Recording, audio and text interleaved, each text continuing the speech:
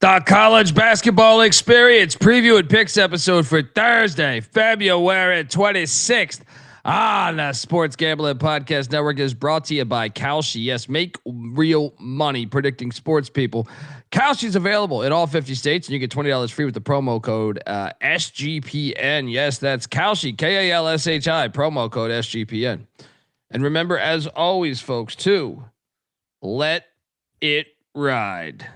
Hey, what's up, you degenerate gamblers? This is Bill Burr, and you're listening to SGPN. Let it ride, baby.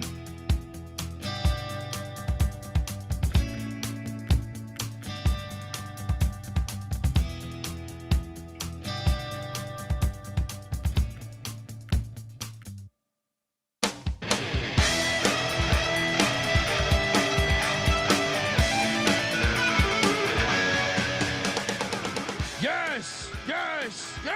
Woo! Welcome to the college basketball experience preview and picks episode for Thursday, February 26th. There is only 3 days left in February, and the madness will then begin. YouTube.com/the college experience, because you might want to hit that like and subscribe and just tell a friend about us, because we are rolling right now. We are rolling. If you're wondering who the hell you're listening to, well, that's fair. My name is Colby Swinging Database Dan, a.k.a. Pick D. That's not a pick. This is a pick. He was raised in the land down under, where a man thinks on his feet, speaks with his fists, and lives by his wits.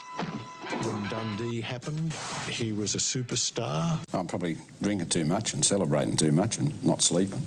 Would have killed a normal man, but no, that's gone. The medical advice I got from that was like being hit by lightning. Pretend it never happened and get on with your life. Oh, boy. I mean, at what point do I just stop giving out money lines? Because it's too successful. How many nights in a row have we hit on the money line? Good amount. We had the plus 700 New Orleans. I mean, the UCF call last night. Last night we were nailing money lines left and right. Dayton money line, and then tonight we're dialed in. After the Valentine's Day massacre, we responded quite well. I am joined by my co-host, who is also the host of the College Football Experience. Subscribe, tell a friend. Give it up for Farmer Staffer at Austin P with the Governors, South Carolina with the Gamecocks, and West Virginia with the Mountaineers. Ryan McIntyre, aka Moneyline Mac. What's up, man? What's up, guys? Yes, apologies for last night. This is what happens when you leave the bar too early. You sit on your couch. The body's got to stay in motion, or you'll pass the fuck out. So tonight, I stayed at the bar and I hit a nice 6-pack late night. And may the Schwartz be with you. What a world, what a world. Mac tonight. Come on, make it Mac tonight. This the juice. I'm going to talk all about that. Also, shout out to both of us. Subscribe to the College Baseball Experience. Tomorrow night we'll be going live at around 9:15 p.m. Me and you were both at college baseball games today, and our teams both won. Shit, we should host the show. I know, Bieniek, you got competition there. And by the way, I want to give a special shout out to Steven, who was at the game. There was a couple fans out at the game. So what's up? But Steven came by. We talked for like 30 minutes. He's sitting there drinking a beer, enjoying the ball games. Shout out to Steven, an Army veteran. God bless this guy. All right. But it was cool shit. Just talking life with him. Told me a great story. Shout out to Steven. Told me a great story about back in the a few years back. Myrtle Beach used to have a boat that would go out to international waters and they would have a sports book on the boat, and they'd ring when they hit international waters. Right. And then you could gamble away the day. And he told me a great story of one of his buddies betting on Florida State in a bowl game. out on the boat, but then he didn't realize that the game was on Monday and this was a Saturday. So they left Myrtle Beach to come back to where they reside, which I don't know where that was, but somewhere far away, I would assume, somewhere decently far away. Then he won $1,000 on Florida State, or it was $1,000 bet, so he might have won more than that. And then he had to go back to Myrtle Beach and was trying to convince him to come back to Myrtle Beach, and then we go out on this boat. But the dude's like, dude, I already went on that fucking boat. It's 6 hours out in the sea. You got to go back out there to cash your money. Pretty hilarious story. Just to cash your bet, you got to go back to the city and then back on a boat 6 hours out to international waters just to collect your money and then come back. I mean, if that's not hilarious, I don't know what is. But yeah, and big fan of the show. So shout out to Steven, man. Great fucking guy. Great meeting you. And everyone else that we ran into. And shout out to your Mountaineers for the nice win. Pirates got that win too in baseball. A little dicey down the stretch, but we got there. How was your experience? Oh, dude, even though it was cold as shit, 50 degrees, it was top notch. I got to the ballpark early too, so was able to get up to the suites, shake some hands, and get myself a cold one and get some lunch. And dude, we sit right behind the dugout and we have a good time. And 100 to 1 to win the World Series, huh? 5 to 1 to win the Big 12. Let's fucking go. Already loaded up, man. I'm let's all in go. on baseball. All right, let's go. Basketball pissed me off last I night. know. That's why I checked in early. I said that's why you were in here, because I was going to talk shit about lock battle win. Fuck it. I'm done. You know what? I'm going to be responsible. I'm going to go home tonight. I'm going to watch the 3 11 o'clock window games on the couch. That's the last time I ever do that. I am staying at the bar every single night. You know, that's just, I thought you would know by now, but keep the body of motion. I don't get bring man cold, but they're one of the biggest things, especially when we get to this part of the year where we're sleep deprived for a long time. You got to keep going. I don't even like sitting down with my son. You know what I mean? Like, if I like in this beautiful studio, AKA this fantastic garage, I got rid of the couch. I had a couch out here for a little bit, but that shit wasn't working out well. Right. I got rid of that shit like a year ago, right? Or like 8 months ago, something like that, because all I got is uncomfortable seats. Because, if if you're going to sleep deprived, especially right around this time of year where we're just doing a bunch of guest spots and stuff, there's no way. And November too, even November, like when you're balancing football and basketball, there's just no way. There's no way. You're going to end up asleep. So I even set an alarm, but the phone fell in the fucking couch crack. So it's like, muzzled shit. I'm like, God damn. I'm like, what the fuck? I was like, you know what? I learned my lesson. Don't leave the bar until the show is about to start. Oh yeah, you got to stay going or something. You got to keep it moving. You got to stay going, man.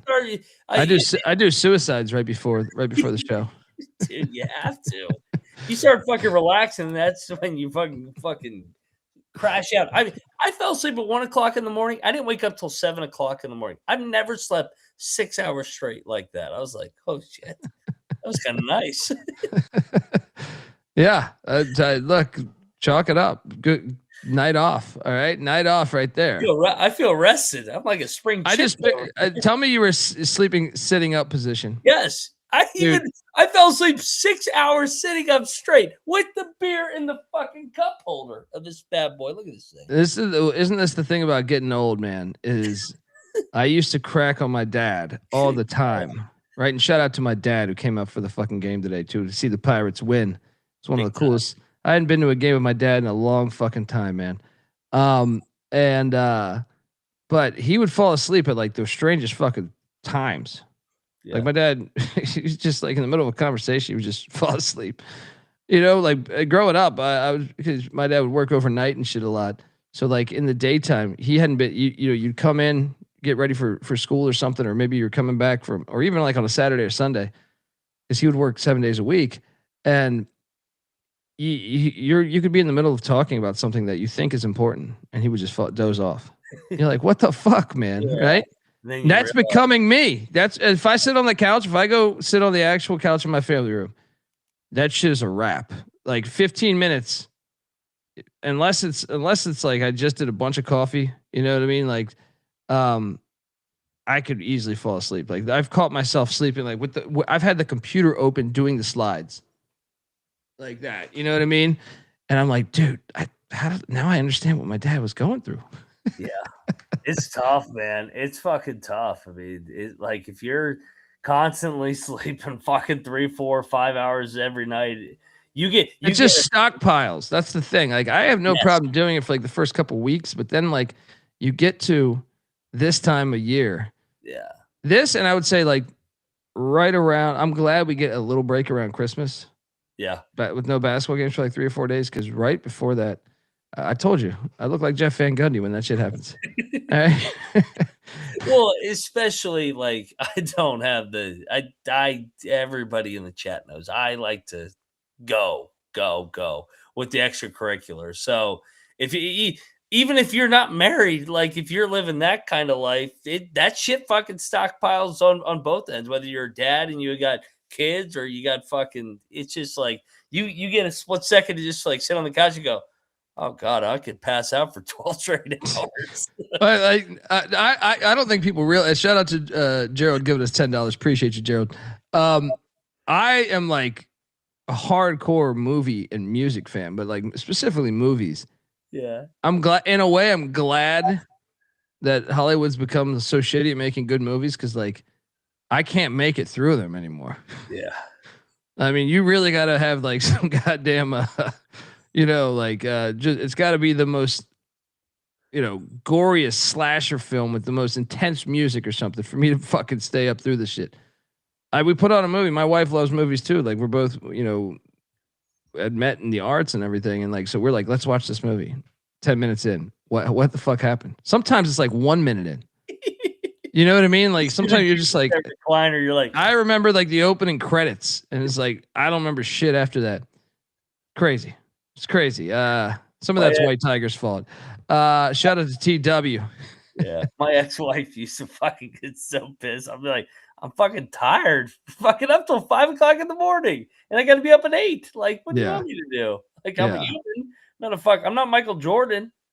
Yeah. You got to get, I'm with TW. You got to do keg stands right before the show. You have to. You should just get a keg back there. You're already in Morgantown, dude. There's probably one on your neighbor's doorstep. So like, especially in the winter where you don't have to keep it cold. You just put it outside. You just go do a keg stand every time. It'd be great content for the show too. We highly recommend that actually. If you could finagle this, I'm just going to tell you that I think we could gain millions of followers. I need to then take over the world. I need to get that. I keep hitting a couple of these parlays. I'm gonna. Oh yeah, we got to talk about that because someone cashed for $5,000 tonight, and his name is McIntyre. Congrats to that.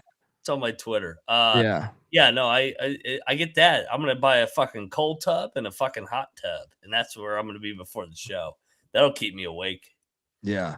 Mike saying we need a countdown clock to the playing games. That is true. Who knows how to do that shit? John? Youngstown John, you said you're looking for a job? Can you build me a countdown clock? Preferably without the bomb. All right. Preferably without the bomb. Be pretty cool if it was a bomb too. I've always said like if that's the way you go out, that's a good way to go out, right? Nothing, just bliss. Just bliss. Right? Josh, shout out to the great Josh Thomas. Colby, let's do a keg stand in Greenville this weekend. I would love to. I don't think I can get to Greenville this weekend though. But I dude, where was I randomly? I was somewhere randomly in like the past 5 years where I did the keg. I did a respectable job for a guy that hadn't done a keg stand in like 20 years. I love 15 years. Dude. Great. I walked up, we were somewhere on college, maybe it was Tempe. Somewhere where we were at, and I did like a solid 28 seconds or something, 25 seconds. Considering I hadn't been doing a keg stand in a long fucking time, I took pride in that. I took pride in getting to somewhere around that. I did better than the gentleman we were with, who did about 4 seconds on the keg stand, which was pretty pathetic. Yeah. How can you not at least get 10 seconds? Like, come on. you can at least hold your breath for 10 seconds, right? Like, what? Yeah. Let's Josh Thomas, the fucking man. We got to get out there. We got to do that. All right. We got for one of these at the jungle at some point this year, we'll do some keg stands, man. Let's jump into the action because I don't even know your fucking picks, and that disappoints me because I like to talk shit. All right. You weren't on last night's show, but I started off with a lock battle win against Bieniek as the Bucknell Bison went outright against your Army Black Knights, who I know you would have been on. I had an Army, of course. Hey, believe it or not, we do every now and then some pre-show meetings. Aren't we going right into game balls? Oh shit, my bad. Why do you start doing the show so much? Well, I just wanted to show that standing that actually. So this was the standalone game. We got to respect the standalone game. All right. I want it. Yeah. Fuck. No. We can all huff paint in Vegas. All right. We can all do that. That we can arrange. All right. This is why we don't play anything, because we plan it and then we go, all right, fuck it, let's do this. Shout out to Bama One. Shout out to the Juice. Shout out to Matt Dix. Do I believe in UVA? No. Like, that was an impressive win, but here's my breakdown on this. I've seen that a lot more from NC State. I have seen Virginia in Tallahassee, in South Bend. Was it the SMU game? What was the third game? There was a third game where they had looked kind of like shit, but won. I'll credit Odom for finding these ways to win, but I do believe that's more about NC State getting blown out. What they lost by 50 at like Louisville like a week before that or 2 weeks before that. Yeah. So I don't know. A little bit of both, I would say, but I think more. So I was really impressed with UVA there, but at the same time, like, I still could see them losing in the first round of the NCAA tournament. How about you, Mac? Yeah, I mean, I think the ceiling for them maybe sweet. We're talking about NC State, not Virginia, right? Well, kind of both. Like, are you sold on? No, I'm talking about Virginia. I could see losing in the first round. Really? I don't think they can get to a Final Four, but I think they're a second weekend team if they have the right draw. To your point, to me, like, they match up really well against NC State because it's the second time they've whooped NC State's ass. Yes. But I just can't get the Notre Dame game out of my head or the Florida State game out of my head. Or what was the third one? Was it SMU or somebody else? Butler. Yeah. Like, I can't get those games out of my head. I think certain matchups really give them trouble. So I'll give it a more validity though. Like, Odom's doing an unbelievable job, but I think it's also more about NC State, who's getting blown out like every 10 days. Any other thoughts on that? NC State's the high variance team. Like, they're all over the place. I can see them getting to a Sweet 16 if they get the right draw. But I'm with you. I think Virginia is definitely a team that you, if they get a veteran team playing against them, could get picked off because it is only year one of Ryan Odom. But they're good. I mean, what are they, 24-3 now? Yeah, and really, and to Matt Dick's point, their 3 losses are games they easily could have won. Yeah. So in that regard, like, okay, Dundee, you're picking up the worst ones. Well, how about we pick up their losses and say they could have won those ones too? The other pushback too is I know Odom has like the famous 16-1 upset. He doesn't have much experience outside of that and coaching in the tourney. Like last year at VCU, they got drilled by BYU. So he's got the big upset where he snuck up on everybody. He's going to be a heavy favorite. How did he respond in that spot? Yeah. Good coach. I mean, hell of a super impressed. Super impressed. Yeah. He's already over it. Like, I don't care. Yeah. If they lost to a 15 or something or 13 or whatever. It would be fitting if they got upset like 3-14 after he upset 16-1 over Virginia. One of the things I loved about interviewing Coach Odom was that he used to be a ball boy there. I knew his dad. Obviously, I grew up watching college hoops, so I was very familiar that his dad coached there and obviously Wake Forest.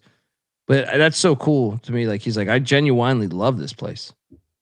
When you have that weather, I know people joke about Charlottesville, rightfully so, but I still think like anytime you have that, that's what I always love that when they're back in their spot of like, this is something they truly care about. Have I been to Birmingham? I have. It's been a long time though. It's been, I don't know, maybe 20 years, 15 years, something like that. Did stand up at a brewery, maybe bar, something, somewhere. Wasn't at a comedy club, I can tell you that. But we were doing these comedy shows or tours where we actually a buddy was fucking this girl, and he her mom was like a publicist on a magazine or something, or an editor on a magazine. So she would do, they said they're going to do an article on us. This is how you do it guerrilla style when you first start stand up. Was we then called every comedy club or any comic that we knew attached to that city, because we were like, hey, we're the fucking best. We're going to go all across the United States doing comedy. But we use that as leverage. Like, we'll drop your name of your comedy club, and because the comedy clubs are like, who the fuck are you? Pick Dundee. What?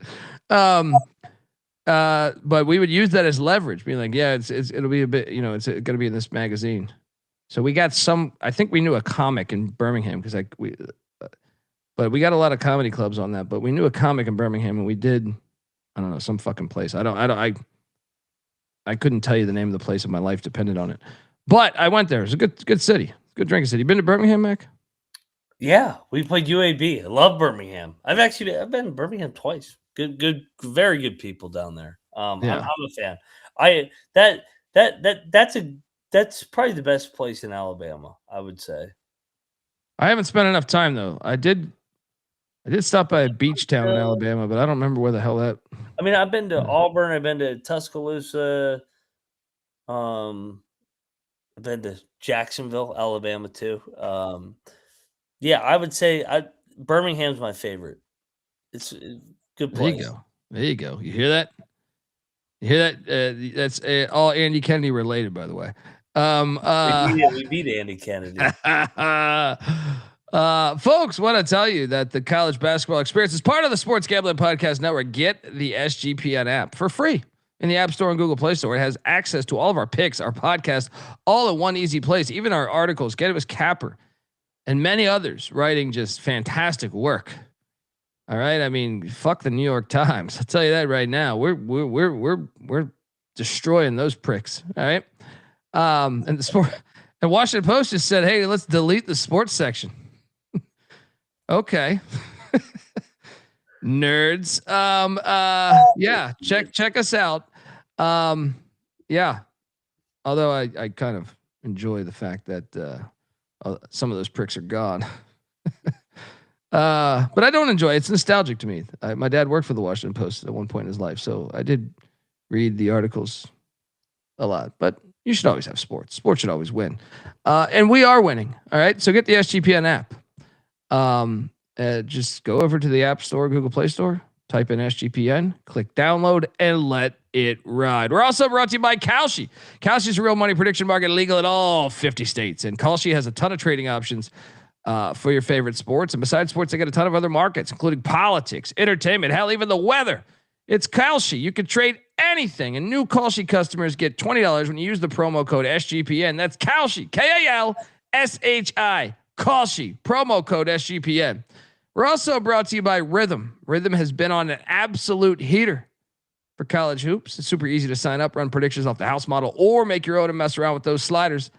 Looking to go premium? Use the promo code SGPN25 when you download the Rhythm app for 25% off your first month. Download Rhythm. That's RITHMM. Promo code SGPN25.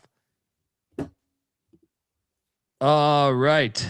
Yes, I'm with Jeff. Release those Epstein files. All right. The Trump Epstein files. Yeah, I think he's probably on there too. I mean, I think everyone's on there, right? Every NFL owner. I think it's everybody. Anyone that's ever made a shit ton of money, for the most part, I think has been on that list. But we should still release everything. I'm with you. So game balls. We're gonna do game balls instead of react to. Even though I feel like I love talking when I win, it's much better to go game by game and talk shit than just a losing night where you just give out game balls. But I won tonight. I'm actually kind of on fire over the past 3 days. Mac, you weren't here last night, so the floor is yours on your top game ball. I assume we double lock this. UConn Huskies. Oh my. Yeah. Okay. So I missed a lot of this because I was at the baseball game. Woo. What the fuck happened here? I saw Patino tweet out something about is that a diner, which is always a bad start to a tweet for a Patino when you're at a diner. But that all of his team was on the phones, including some of the assistant coaches. No one was paying attention.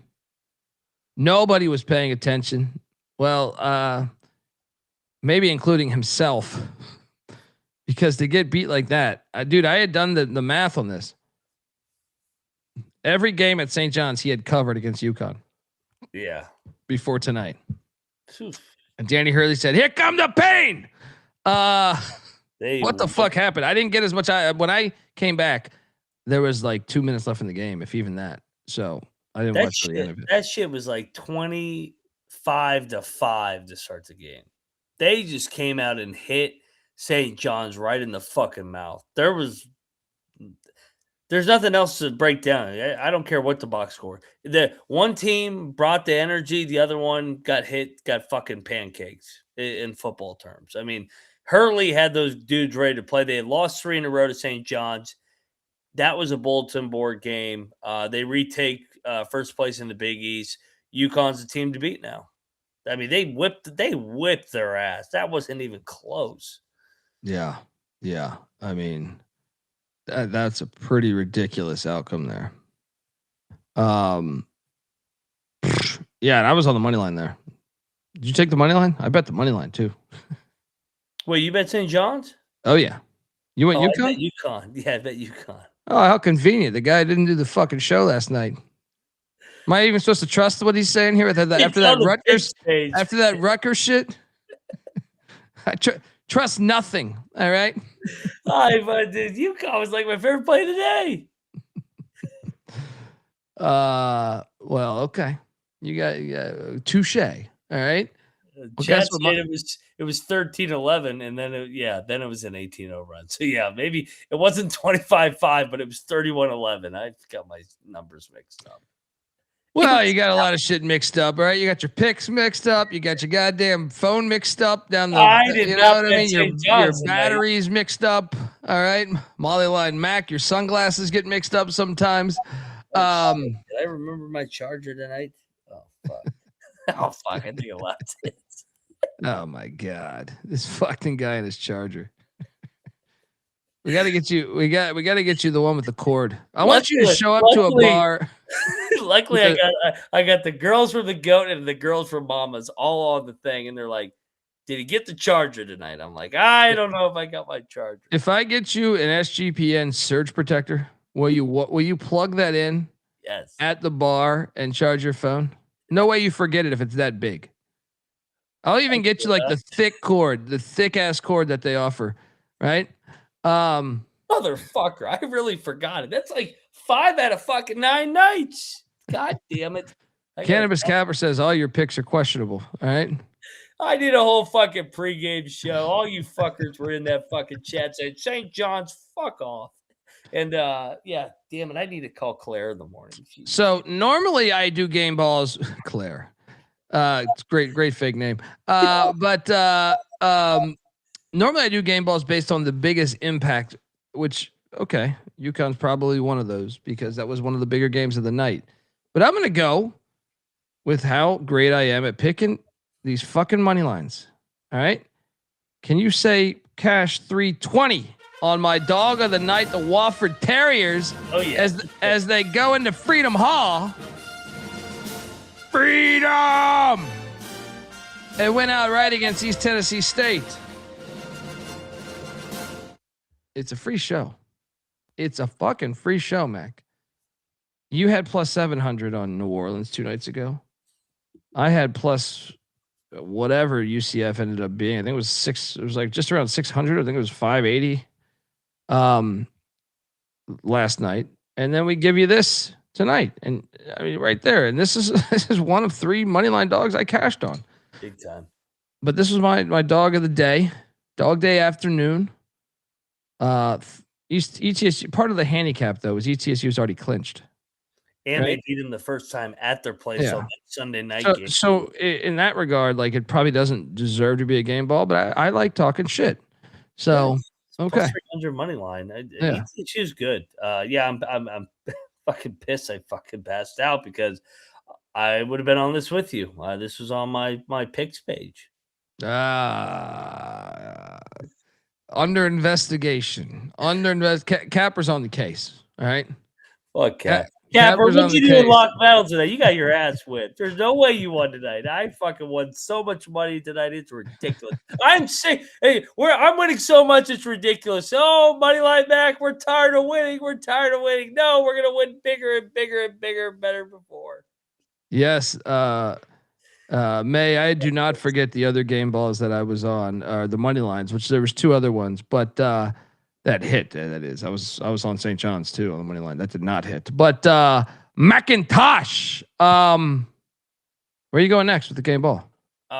Listen, I hate betting against my guy, but I had to take San Diego State. They had lost 2.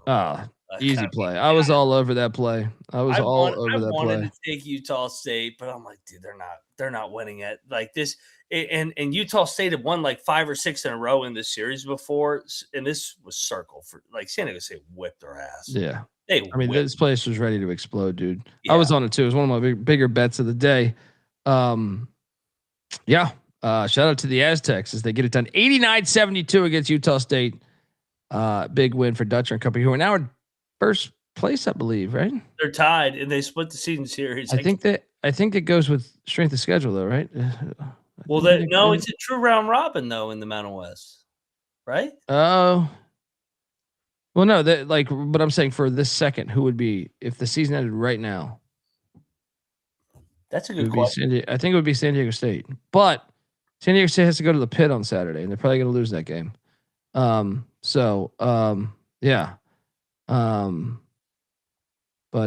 Anyway, good game ball. I will go to what I think was the biggest game of the night from an actual, like St. John's, UConn, obviously top 10, but I think the biggest implications was either San Diego State or Utah State or St. Mary's and Santa Clara. Yeah. St. Mary's wins by 19. And I think they solidified the 2 spot regardless.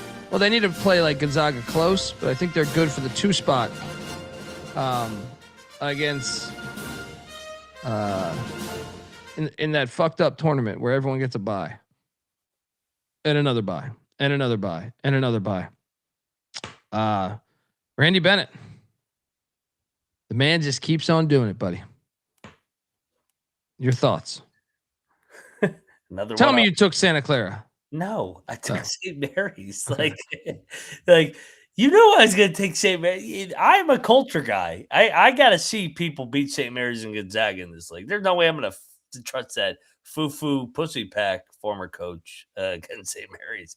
The twins, they look alike. Bennett and Sendick. Like they did the side by side. It's fucking. Well, Sendick's been morphing into Bennett. Bennett's always looked like that. Yeah. Like Sendick has been more ever since he left Tempe. Has just been morphing into that. Yeah. Yeah, great win. Biggest win. I actually think that was the biggest win for. Well, you can make a case that California had the biggest 3 wins tonight. The state of California. I'm curious if you go there next, but that was another dog that I was on. We'll talk about in a second here. But where are you going with the game ball? Yeah, I know you're like, oh, this fucking guy, he gets all the picks right when he's on the page. I had Cal. I had Cal money line too, dude. Yes. I mean, yeah. Yes, I think it was plus 160. Didn't like some of the whistles down the stretch, but I kind of thought they were kind of phony on both sides. Cal wins 73-69. You can make a case because we know UConn's in the tournament now. Sure, you want to win, you want to get the 1 seed in the Big East. I get it. Huge game still. But I think the biggest 3 games of the night, I think St. Mary's, Santa Clara had the biggest implications. Mm-hmm. I think the second biggest is SMU Cal because they're going for the tournament, and third is San Diego State, Utah State, because I kind of think they're going to take another L. But how about first time they've had 20 wins in a decade, just about, I think, since technically, I think 9 years, Quanzo Martin. Yeah, they're on the bubble. They're right there on the bubble. Well, they were like, according to bracketology on CBS, they were like, I think the second to last team in or the last team in before tonight, and a win against SMU is a big one. Now they need not shit the bed with the remaining schedule is nice. Home to Pitt, at Georgia Tech, at Wake Forest. Why do I feel like Pitt's going to beat them? Why do I feel like Wake will beat them? Yeah. Why do I feel like they're going to lose to a 3? Because they're fucking in California in the fucking ACC. That's why. Yeah. I mean, it still, to be at this point with 20 wins is super impressive. Where's your next game? Or no, that was your game, Ball. Yeah. I will go to man, there's a lot that I like on the board here. Today was a great day of hoops. How about the likes of Central Arkansas? Shout out to Jerry Davis. Beats me in a lock battle. Did you watch this game? Dude, this was an insane game. Austin P I can't believe I lost. Austin P was killing them in the first. That's what I'm saying. I kind of tuned out. I kind of they were up by like 15 or something. Central Arkansas battles all the way back, and they were hot late, man. They made like their final. I feel like they made like their final 8 threes. And it puts them in an interesting spot. I know they have a tough game left, Central Arkansas. So, in the ASUN, they are now what? 1 game back. But if Austin P loses at Bellarmine, then and Central beats Queens, which is a tough game, a sneaky game. They could potentially still get the 1 seed, I think. Your thoughts, Austin P? You bums, you fucking bums. I had fucking bums. That place was lit. It was lit as fuck. They had a 2. You got to deliver right there. Yeah. Yep. They had a 2-game lead, but dude, they can still lose. I mean, I actually think they could easily lose at Bellarmine. If they almost lost to North Florida and needed a fucking miracle 90-foot pass, you can lose at Bellarmine. I don't think that's like a lock by any means. Yeah. But man, what a comeback. Maybe the best comeback.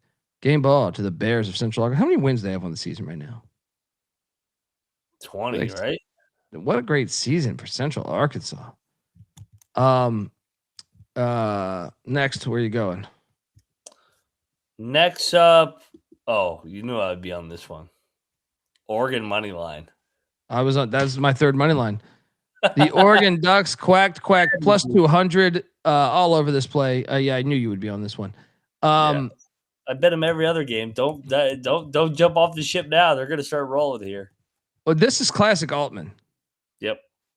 Like, I know that team is trash, but are they? Like, all year they've let us. We've probably lost a lot of money on. They're a dangerous team. They might be worth sprinkling on that Big Ten tournament. Says a crazy long shot. How many times you've seen his teams just start to play really good in March? They do. That's what they do. I mean, you can take that shit back to Creighton. All right, and he was doing that at Creighton. Good game ball there. They beat the Badgers. What was that final score? They win by? It was like 15 or something, right? 14-point win. Yeah. For the Ducks. I will take you to. Well, I just have. I'm contractually obligated to mention this one. Did you see how ECU won today? Oh my God, that was fucking. I don't know how the fuck they won that game. Are you kidding me? Game ball.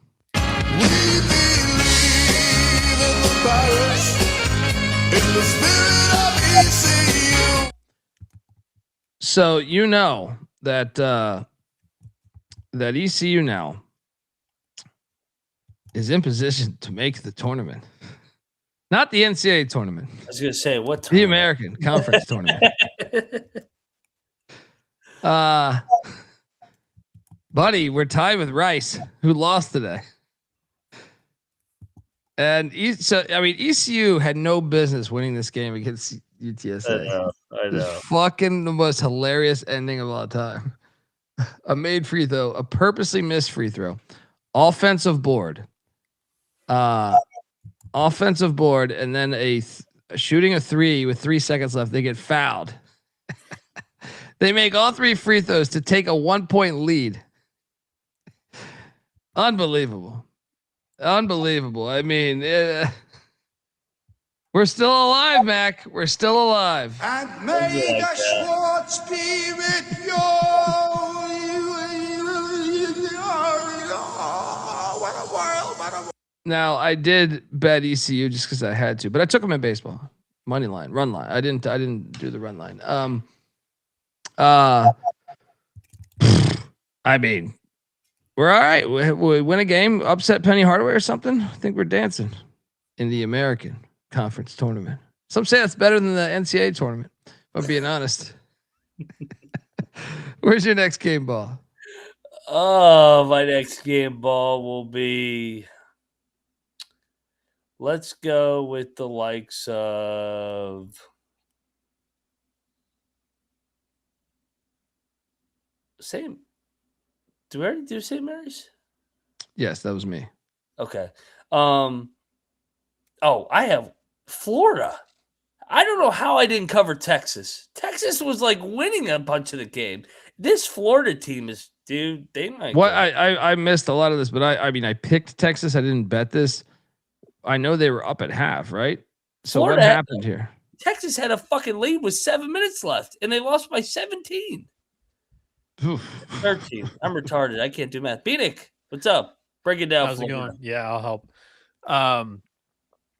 Florida ate them alive inside down the stretch. They just got a bunch of easy buckets. Out executed them. The final 4 minutes, I think it was 21-3. The Gators outscored them. God. Yeah. Brutal collapse. And Xavier Lee had a good game. So it's like, when he does well, Florida goes. And yeah, it was actually like not Chinyelu, automatic performance. It was Condon, and then no look ahead spot for Boogie Flan Colby. He had a great game today too. Interesting. And I hit my my underdog fantasy prop. I'm sorry. That wasn't a prop. Underdog fantasy play. Shout out to the Gators. So is Texas still in the NCAA tournament? How? Why? They lost to Arizona State. What's going on here? How's Texas still in the NCAA tournament? I can get on board with them versus like an Auburn. I agree. Yeah. I mean, we were shitting on Auburn last night. I know you were sleeping, but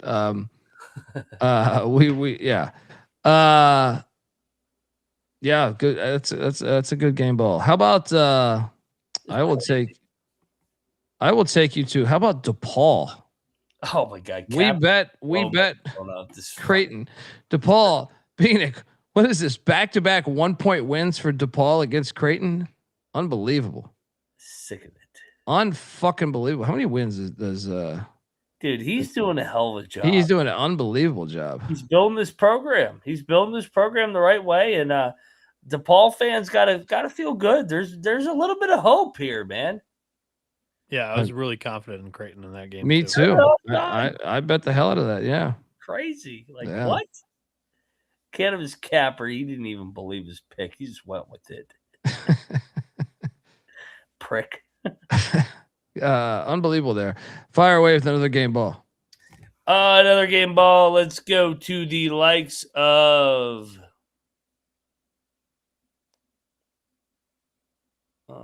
dude, Illinois State with the road win in Cedar Falls. Woo-hoo, I had lost on that one too. What? That was same. I had Northern Iowa. That was a gritty win. That was back and forth, and then I think Northern Iowa even had a fucking 7-8 point lead at the under 8, but just couldn't put them away. Ryan Peden and company going for win number 20 on Saturday. Nice fucking win. Yeah.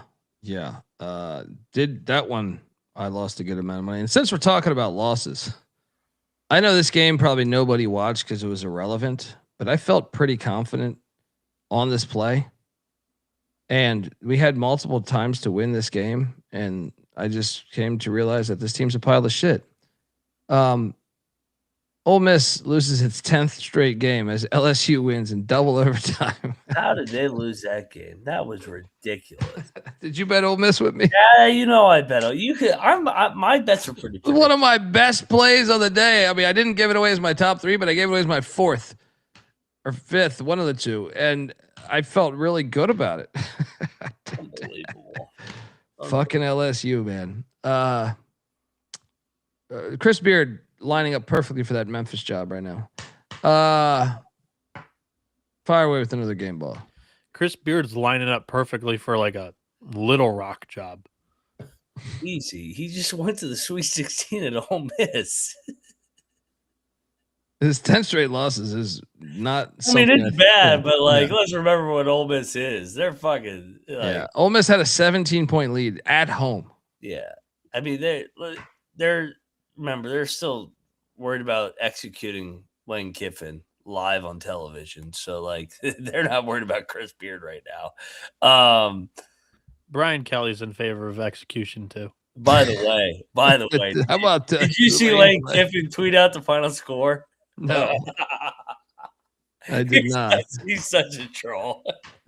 He's the best. He just goes, no caption. LSU wins 106-99 ago. That's fucking guy. That is hilarious. Dilly Dagger's giving us $5. Tulane plus 4.5 rents me. Oh yeah, and but he was on the Hogs. Those are 2 games that we bet. Mac, did you take L. Ron Hunter, Battlefield Earth? Of course, and I took our. What was that? That's a game ball. They fucking killed them. Tulsa. Oh my god! What was the final? Because I stopped. I was like, I can't watch this. Yeah, I can't watch this anymore. That's the smashing of the dick in the waffle iron game. I mean, 34-point win. That was ridiculous. Come on, L. Ron Hunter. What? Shout out to Andy Hefner. Colby, man, thanks. Yeah, your picks won me $545 today. There we go. Appreciate you. And Arkansas, we all locked up Arkansas. I think all 3 of us, me, you, and Bieniek. So a triple lock there. Arkansas destroys A&M for the frauds they are. And shout out to Jerry Davis, who said alt line it. I think that cashed. I don't remember what the final score of that game was, but I think it was right around where he said. Yeah. What was that final? That alt line might have hit 15. I think it might have hit for him. It was either 15 or 16. Let's go with another game ball of how about the likes of let's go with Lafayette. Whew. Colgate sucks. What happened to Colgate? You Last year we were saying, well, they're young. They're young. And I'll give out the next game ball right after. Navy. I mean, God, is this team ever not going to cover? They won by 30 again tonight. They didn't even need to win. They didn't even need to win. They've already clinched. What are you doing? You don't slow down in the Navy. You don't slow down when you're in the fucking Navy. I'm pissed off. I will give a game ball to Charlotte for cashing for us, winning outright against North Texas and keeping their 1 seed chances alive despite South Florida kicking the tar out of Rice. There's still a path for the Clit to do this, and there's certainly a path for Tulsa. Yeah, they almost lost this game, but we didn't. We were 1.5 point dogs. They went outright. The Clit. Who'd you take in this game? I took Charlotte. Yeah. There's this trend we've been talking about on SGP, by the way. Where, okay, they're calling this the angle, right? Teams that are plus 1.5 over the last 46 games. And I think it's 47 now because closing or opening. That's a good question. I don't know. Because a lot of teams open 1.5 and then it flips. That's a good point. I don't know. I need more clarity on this, but I saw this being reported, and the SGP guys alerted me to this. By the time this tweet happened, it was 36-10 in their last 46 bets. Teams that are 1.5 point dog win outright at 36-10, 78%. And that was before Stacking the Money Green hits me up and goes, Loyola Marymount or Washington State. And he's like, I'm betting this. And I was, I don't really love the game, but I guess if you're telling, what's the pick? I said Loyola Marymount. He goes, well, it agrees with the angle. It agrees with the angle. And sure enough, it hit. So Loyola Marymount. So now the stat is 37-10 in their last 47. And San Diego State went off as a 1.5 point dog. And Charlotte too. My guess at the trend would be closing number. It's hard and also dumb to track the opening number because it'll move. Yeah, I would guess it's the closing number too. But Charlotte, San Diego State, and Loyola Marymount all hit today. All flipped. They all flipped 0. Fade the flip. Shout out to Capper. Yeah. Any other game balls we want to give? Let's give one to Grand Canyon for covering for us. That is one that I thought. Actually, didn't I tell people to take the alt line? Bieniek, didn't I say to take the alt line on? Was it Grand Canyon or did I say I didn't even do it myself? But it might have been St. Mary's that I said take the alt line. One of those late night games. I can't remember yours. I can remember mine though. Mine was the alt line on Creighton. Fair enough. I do have a. I'll pop on. I'll give out a game ball here. Iowa. No. Boston College. I don't even know if they deserve it after that press conference. Well, here's what I love. What's our boy's name that Mike Leach was not a big fan of, the AD of Wake Forest, who you're not a big fan of either, man? Oh, John Curry. Well, John Curry yesterday doubles down on Forbes. He's back next year. We can do this. We'll see what he says tomorrow morning. Because Boston College wins outright at the buzzer. Ends a 8-game losing streak, buzzer beating win. Yeah, and that's a game ball that maybe that's what I said. Iowa. That might be. I got to go back and listen. I didn't actually bet it myself, so it's too consumed with the day. But how about Ben McCullum and company? What's that? They were down 15-2 to start the game to Ohio State. Did you go in on Iowa too? Yeah, I loaded up on Iowa. I thought it was a good spot. They're down 15-2, and I go laying 6.5. Oh, this isn't good, dude. They won by 20. Oh yeah, man, and that's that's a weird one because normally when they get down 15 points, you don't have a lot of faith in them coming back, because they're not built like that. But they did it here. Bieniek, any thoughts on this one? None good. I was taught growing up to if you don't have anything nice to say, don't say it at all.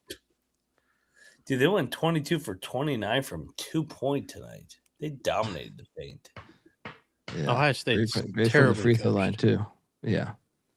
Shout out to Corey Bullock. There you go. You're welcome, man. Yes, Bill Russo says St. Joe should get a game ball. What is happening with Tony Skinn and George Mason? Oh my God, I went in on Mason too. That was a tackle napkin game. That was screaming that was going to happen. Colby, do you have that line flipped? St. Joe Mason went off as a 1.5 point favorite. Well, I mean, everybody has watched George Mason all year. So that's another one then. Yeah. So St. Joe's then cashes as well.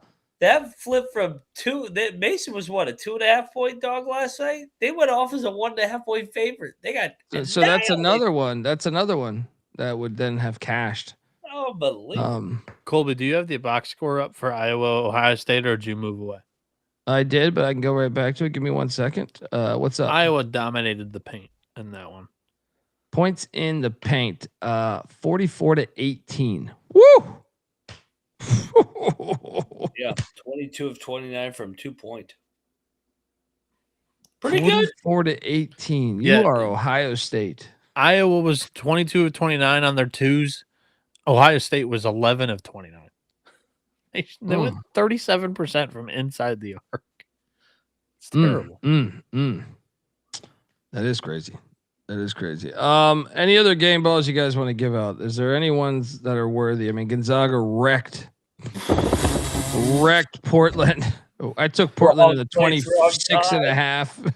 They were on the train tracks, and that train came through. Wrong place, wrong time. I'll give a nice shout out to Wright State. They locked up the regular season we cashed on Horizon that. League title. There we go. We cashed on Wright State. Yeah. Yeah. I think that'll do it, right? I mean, Alabama. Yeah, sure. I mean, they've won 7 in a row. They're ever since they got rid of the NBA guy that sucks. They've won 7 in a row. They haven't lost. They're 1 game back in Florida, or 2 games back. Yeah. Shout out to James Madison for staying red hot. That was one that I was just looking at. Double lock we cashed on. Shout out to Butler in Maryland for covering for me. I feel like maybe we should talk about some of these other, like Bob Morris sticks it to Detroit. That was a comeback. Yeah. And we cashed on Western Carolina. That game stunk. Yeah. Your Patriot League championship teams have flat tires, my friend. I know. And I think I like it even better. I like it even better because we're gonna get great value. Yeah, we're gonna get amazing value on. Army's gonna fuck Navy up in the first round. On Colgate and American. Yeah, Army's terrible, dude. Stop. We're beating Navy. They will not beat. Ride it. I'm not making that mistake. I will lay the points with Navy after the past 2 outings. We're gonna fucking triple lobster right to their throat. Shout out to West Georgia sticking it to Lipscomb. By the way, that one we probably should mention too. That did not see that one coming. Lipscomb's such a strange team this year. Yep, such a strange team. And Furman covered for me against the Citadel. Did you lock up Furman, Mac? I stayed away. I was back and forth on that one. Furman's playing good ball. Belmont's playing good ball. I mean, they killed Evansville tonight. South Alabama killed Monroe. Just trying to think of the other teams that were supposed to win that just took care of business. Those are the 3 that really popped the eye here. One more for me. Morgan State. Shout out Morgan State knocking off South Carolina that was a big State win today. And I lost Morgan on that State, one. Yeah. They're tied for first place in the MEAC. They play first place or tied for first place Howard. A battle for first place on Saturday. Lost in the 130 games or whatever. Also, Lakota's right. Western Carolina is another one that was a 1.5 point dog that won. Yeah. Yeah, Morgan State Howard 4 p.m. Eastern on Saturday. Let's Lost go. in the shuffle. South Dakota with a nice win as well. All right, let's jump to it. All right. Before I do that, though, I want to let the good folks know out there that are watching, that are talking about this show at the water cooler tomorrow or wherever you're at. We're brought to you by Underdog Fantasy. And did you guys perhaps see the fire I gave out on the show last night? Or did you hear? Yeah, let's just say I made a lot of money. Mac, I didn't make the 5,000 that Mac won tonight, but I did do all right on my play here. I think I made just around 500. Yeah, Underdog Fantasy. This thing is incredible for college hoops. Like, if you are a big time college hoops fan, you got to jump over there. They got every single sport, but Underdog, has increased their payouts. 2 pick entries now at times 3.5, and 3 pick entries, which I gave away last night, times 6.5. Yeah, you got to check it out. Underdog's got a brand new offer for new customers. Play $5, get $75 in bonus funds when you sign up with our promo code. That is TCESGPN. And we're also brought to you by NoVig. Yes, NoVig's America's #1 sports prediction market. With NoVig, you're getting the best prices. Download the NoVig app and get $50 when you spend $5. If you use our promo code, that is SGPN. Yes, get in on the action with NoVig. Promo code SGPN. All right, we are back. Shout out to Jeremy giving us $10. Appreciate you. Hit the 3-leg parlay with Wofford, Oregon, Cal, Moneyline. Dogs, Colby with nothing but 5 picks. Yeah, man. Appreciate you. Appreciate you, man, and glad to see that hit for you. Let's jump over to the slate as McIntyre probably went back to the couch to fall asleep for a little bit. Out the gate, Bieniek.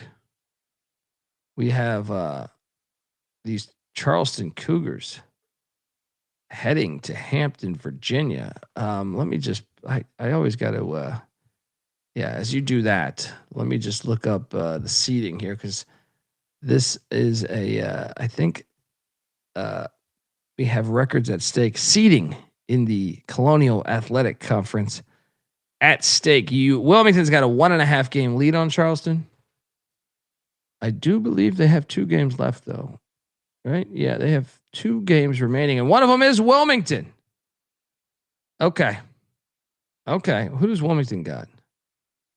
Wilmington plays a rival in A&T, but they are 13.5 point favorites.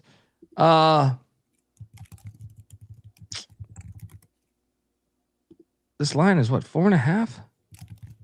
Shout out to the Hat Man giving us $100. Let's fucking go, boys. He says, interested in your guys' take in High Point. I know we will get there, but let's get this money Thursday. Mac, we need you to stay away from the slopes during peak hours. Let's fucking go. Hey, just keep my ass at the bar. If I'm at the bar, is that code for cocaine, or is that just him? Well, it also could be code for like a Twin Peaks, multiple slopes. Or sledding in his backyard with those broads. I didn't miss a show that night. Like when the body stays in motion, you keep awake. When you get relaxed on the couch and you go, I'm going to be responsible adult tonight. When the body stays in motion and you hit those slopes where you're sledding, you hit the internet tower, and the internet tower happens to go out.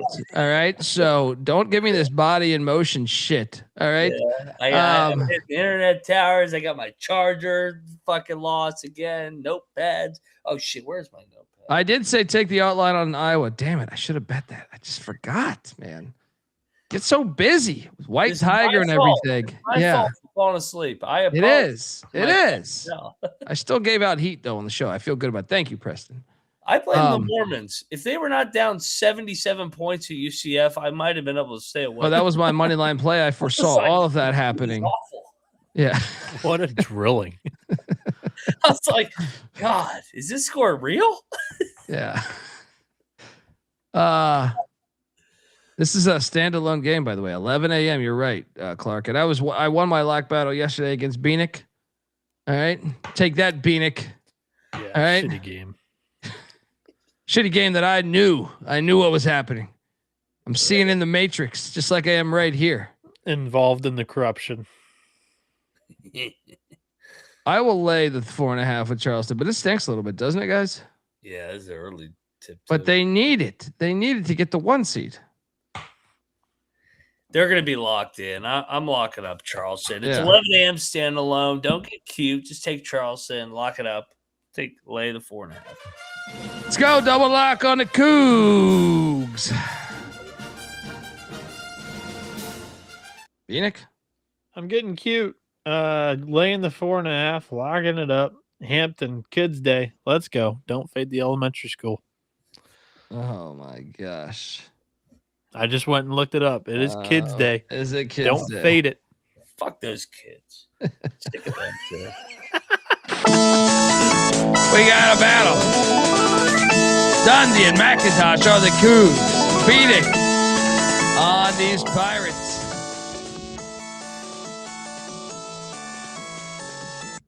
Mac just went all Michael Jordan on us. Fuck them kids. Yeah. Fuck them kids. Speaking of which, that was a weird deal where he was grabbing that one kid's ass. Yeah, what the fuck was that? Yeah. That was weird, and I'm a Jordan guy. This is what I'm saying. You're a Jordan guy, but look, you ready for this? Yeah, that was weird. He definitely went to Epstein Island. Oh, he was there. 1,000%. 1,000%. All right? 1,000%. There's no way you got out of that, right? I mean, come on. There's no way. After seeing that, it's hard to argue not. He's good friends with Phil Knight. You kidding me? Those guys? Yeah. No. Had to. That was weird. That was really weird. That was some weird shit. That's what I'm saying. It was tough to defend, that's for sure. Yeah. And he said Congrats Richie on the doesn't even NASCAR have win, to. though. Yeah, I got me there. Got me there. I didn't think he'd ever be a NASCAR guy. I didn't realize that. I heard an interview with him and he was like, "Yeah, me and my dad watch all that shit." And then you remember he grew up in like Wilmington. Yeah. So then it's like, wow. So there was a black guy besides Brad Daugherty watching NASCAR, right? Shout out to Jordan, I guess, for the win. You know, not for the weird shit. Yeah. Like Jordan's documentary, Republicans buy seekers too. He plays all the sides here. Yeah. Oh, I believe that.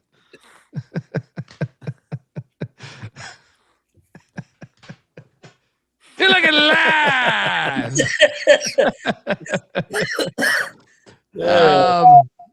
Yeah. I just hope Charles Oakley wasn't there. That's my fear. It's like Oakley was always like Jordan's right-hand man. Don't do this to me, Charles Oakley. Don't you fucking do this to me. No, I would never say that to your face, Charles Oakley. All right. All right. Next up, Rhode Island is at St. Bonaventure. Oh, the Bonnies. I have a lock here, McIntyre. We are going in on the Bonnies because the Bonnies have been trash lately. Rhode Island's shown life. So why the hell are the Bonnies laying 2.5? I know why. Because they're winning by more than 2.5. Lock up these Bonnies. And let's ride. Cannabis Capper is saying he's mentioned in the files like 20 times. Nothing bad. Yeah. David Stern was in that shit too, right? Yeah. Just don't give me Charles Oakley, man. Don't ruin my fucking life. All right. McIntosh, what are you doing here in Bonaventure, New York? This was a postponement game too, right? Was it? Probably. At this point, I just think that the Bonnies are trying to postpone their entire back half of the season. Yeah. Yeah, they're gonna fuck Rhode Island up. Let's go. That line's telling. Lost 3 in a row here. Mark Schmidt. This still is remarkable that they are almost under 500 after starting like 11-1. I like the Bonnies. Lock it up. I'll fade Rhode Island here. Double lock on these Bonnies.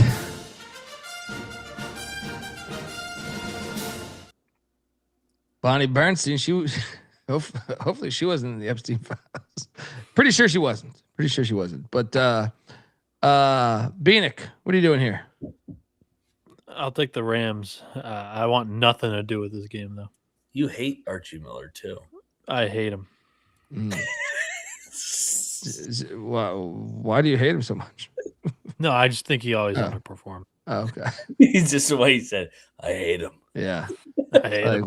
what did he like fire a family member of your, I was wondering why the grudge. No, he's just underperformed. You fuck your prom date, what happened? No, that player played for Charleston a lot. That player's playing in Bolivia right now. Yeah. Next up, Bryant is at UMBC. Not this conference. Don't you do it to me. I hate this league. Don't you do it to me. UMBC has a 1.5 game lead. Is this the final game of the regular season? Oh, there's probably one more, right? They have 3 left. They're playing for everything here. They're gonna choke. Yeah, I'll take Bryant in the points. No bet though. I'll lock up Bryant. UMBC with the expectation double digit. When was the last time they laid double digits? Colby, you got to keep an eye on this guy in Las Vegas. Peyton H. Don saying, if I'm not mistaken, I saw something about a Mac Moneyline in the files. Fake news. Fake news. You had 4 years to get me, and you didn't touch me. I'm sick of it. UMBC is going down tomorrow. Nah, they'll probably win the game. Give me Bryant at 11.5 and fuck your Epstein files, motherfuckers. Mac was gonna go to Epstein Island, but the plane ran out of gas, and they landed in Delaware. Right? They landed in Delaware. He left Morgantown, And then they got over Delaware right before the ocean. Oh shit, we're out of gas. Bring this boy in. Bieniek, what are you doing here? I'll go Retrievers here. McIntyre locking up the Bryant Bulldogs.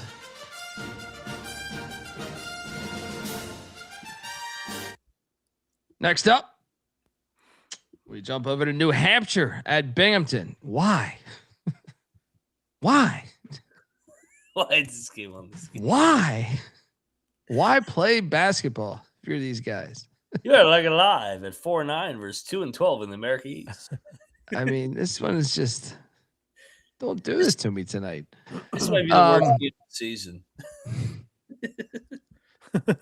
So what was the first matchup here? It was New Hampshire won by 6 on January 22nd.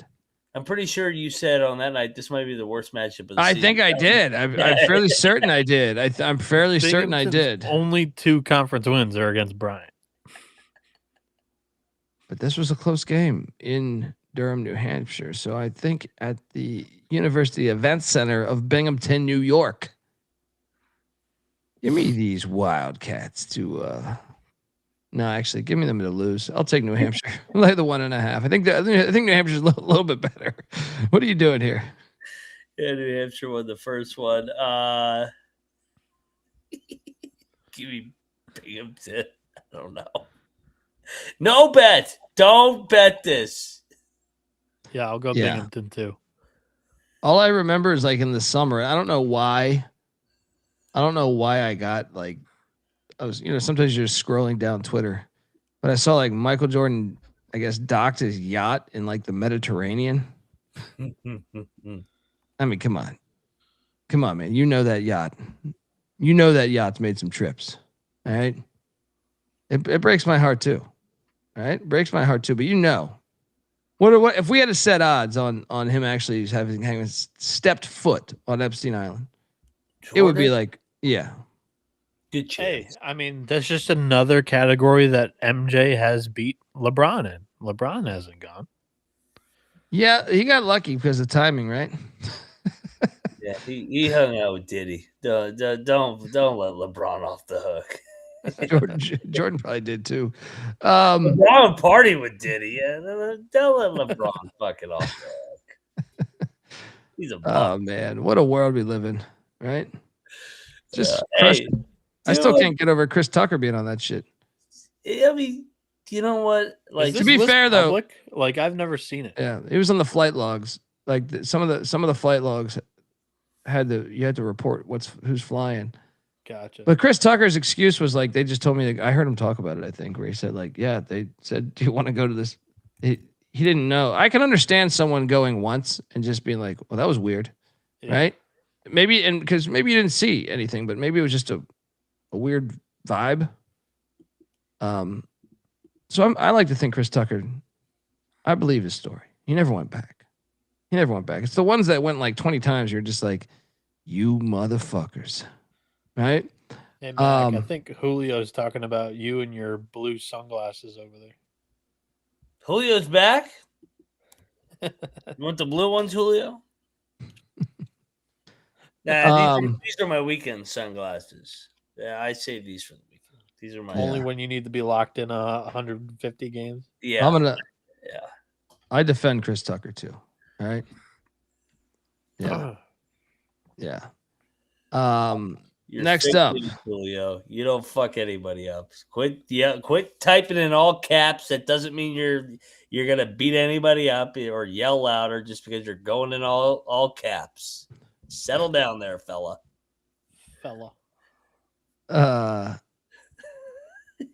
Maine is at Albany.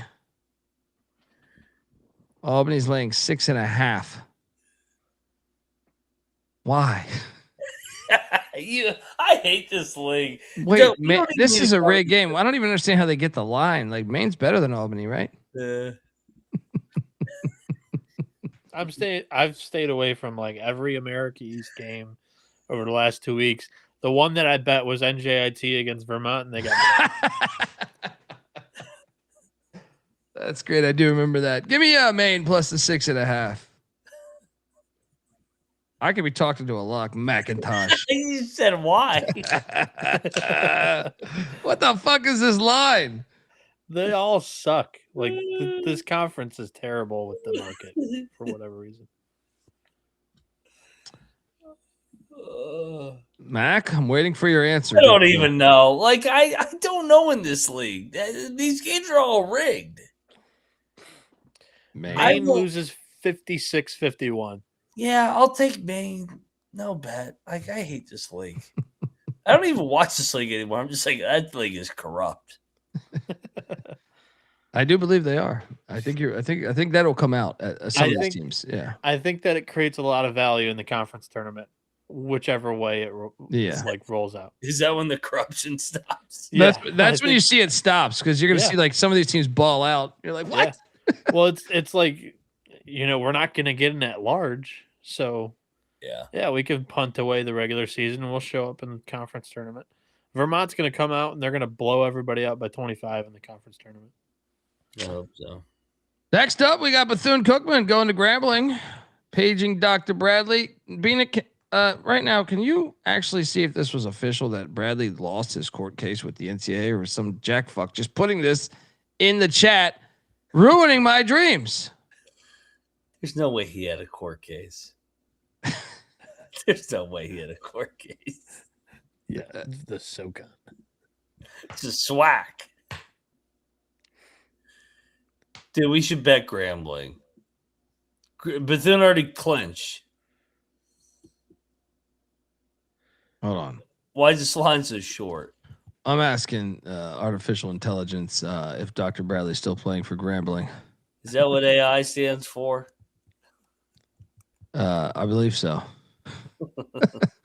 Not 100% on that. That whole shit's a bunch of bullshit. Dude, we should bet Grambling. I'm so confused on this shit. Like everything I look, it just tells me a bunch of different stuff here. Initially denied his waiver, and then he was cleared to play after a Florida Circuit judge granted a temporary injunction January in 26. So yeah, I mean, right? I think he's still cleared to play, right? Because they cleared him in January. You telling me the appeals process was that quick? No way. No fucking way, right? Probably not. I don't know. You know what? I'm not going to bet this. I'll just take Grambling. I don't know who's going to fucking play. It's sick of it. I'll take Grambling. I'm not betting it either. But I don't see him on the injury report, which is weird. No answer for you. I did a little bit of digging, and I'm not like reading in depth on any of these articles or whatever, but sounds like something happened. But everything that I'm reading is like he played. He's my favorite part about Dr. Bradley was he in this artificial intelligence thing that's summing up his career, which I didn't realize he was at Cal State Fullerton. He sought a waiver based on extraordinary circumstances. He sat out the 23-24 season at Nichols to address mental health challenges and 13 felony charges stemming from a hazing scandal at New Mexico State. Now all 13 charges were eventually dropped. All right. Was that during the gun investigation? This is great. Well, it was the same year, different scandal. What the fuck is this? He's not listed on the injury report, but he got the waiver. But if he's injured, he was in a boot. I remember it literally is like we're playing a fucking. It's like roulette. It's roulette. Don't bet. What's it gonna land on today, boys? Who lives in Baton Rouge? I need someone to go to this game and take a photo of Dr. Bradley on the bench. Just walk into their into where their office is. He doesn't need to be in uniform. I just need to know that he's currently riding with the team. Right? Like, is he part of the team? Just walk into their hotel. There's no way there's security. It's like Lee Harvey Oswald here. Yeah. Is he pulling an Andre Curbelo? Uh-oh, here we go. This is it. Yep. Is he pulling an Andre Curbelo? Yeah. I mean, I need proof. I need proof of life. Proof of life on Doc Bradley. Do you think he could have been assassinated? You never know. You never know. You never know. Dr. Bradley would call it. It's not a murder. It's an assassination. If he was Revenge from the hazing. Yep, could be. Bieniek, who you taking here? The Crips got him. I'll take the Wildcats. All right. Next up, we have Delaware. I am so sick of this shit. These games. Delaware's getting 7.5 at Jacksonville State. Okay. Let's break this down a little bit, boys. All right. So in the CUSA, the great conference of the United States, Liberty has just eased. They have a 4-game lead on the 2 seed Sam Houston State, which has a 2-game lead on the 3 seed Western Kentucky, who has a 1-game lead on Kennesaw State, Louisiana Tech, Jacksonville State. So Jacksonville State definitely playing for seeding here. Meanwhile, the Blue Hens are in dead last, but trying to get out of that basement. And if they do, UTEP, New Mexico State, and the airport are just 1 game up on them. So the Blue Hens could have something going here. It was a 3-point win back on January 2nd by Jacksonville State. Give me the points in the Hens. No bet. Cox have lost 4 in a row here. Fuck this game. Lock. Jack State. You're a maniac. They're going to win by 50. Moneyline, McIntyre is locking up Jacksonville State. Hey, Harper going to get the boys getting in the right direction heading into March. Cannabis Capper says Doc Bradley was in the senior night group photo on the Bethune-Cookman account 12 hours ago. That's what I'm saying. Okay. Thank you, Cannabis Capper. Was he assassinated between now and then?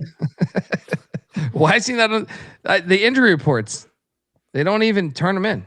It's the SWAC, Colby. It's you think they have injury reports? League. Like I can't take it serious. I mean, I'm sure they have doctors. So couldn't they issue something? It's not that hard. Bieniek, who are you taking in this matchup? I'll take the points with the Blue Hens. Come on, team just lost 4 in a row, laying 7.5 is smash spot. I mean, Delaware's lost a bunch in a row too. Next up, we have UNC Asheville is heading to Boiling Springs. I'm seeing 12.5 now. Money coming in on these dogs, the Bulldogs. Well, the Asheville. How about that? As they are in Boiling Springs taking on the running Bulldogs of Gardner-Webb. Lay it, no bet. McIntyre.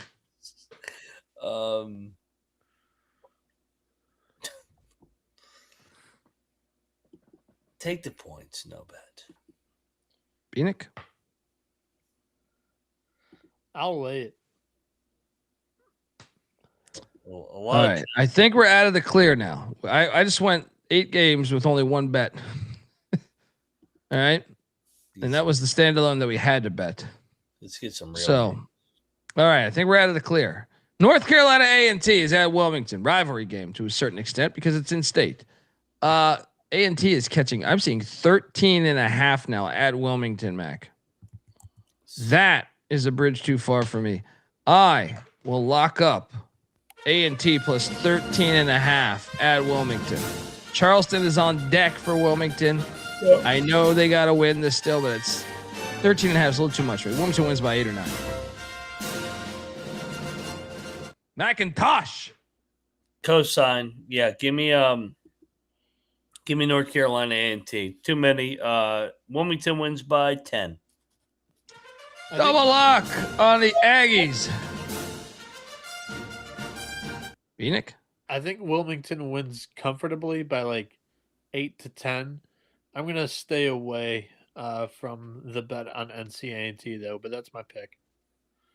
All righty. Let's keep this lock party going because next up, Chicago State's heading to this fucking Steinberg Wellness Center to take on the fucking Long Island Sharks, baby. You got nothing. All I know is we're hard-working, tax-paying people like you, and we don't take shit from nobody. You got that, asshole? Ask me. The fucking union, it works for you. So let me get this straight. Chicago State just beat Central Connecticut State by 19. Hilarious. You're telling me that's not rigged? They have won 4 of the last 6, McIntyre. They're playing hot. I mean, they're hot right now. This is a smash play. Lock up Chicago State. Sprinkle the money line. They may win this game outright. Long Island's got nothing to play for. Plus 500. Yeah. Plus 500. Let's go. We're all Chicago State Cougars tomorrow night. Bieniek? I'll triple lock that with you guys. There's way too many. Let's go. Cocktail Napkins got it at 7.5. Let's go. Chicago State plus 12.5. Sprinkle that plus 500.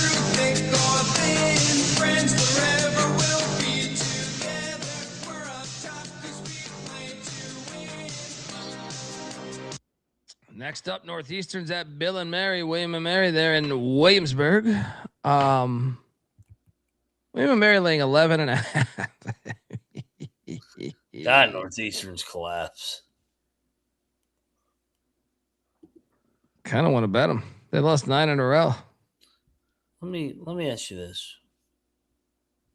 Oh, wait, no, the game's at Bill and Mary. Actually, I'm betting this shit. Yeah, I'm definitely going to be on Northeastern. I just wonder, is this Cohen's last year? I could see that. I could see that. Yeah, but they cover this. They cover this. A couple weeks ago, they got blown up by 30 at home. Yeah, I'm all over Northeastern. This is a sprinkle of the money line. I don't know about that, but I will take Northeastern. Oh, Mary, you're the fucking shit. Double lock on the Huskies. Bieniek? It's a lock battle. I'm going in on my tribe. They have the league's second best offense, and they're going up against the league's second worst defense. I think that William and Mary, they've had a rough stretch here, but against good competition, I think they destroyed Northeastern a week ago. They do it again here. What is best in life? To crush your enemies, see them driven before you. We got a battle done. And Mac on the Huskies of Northeastern, Bieniek on the tribe.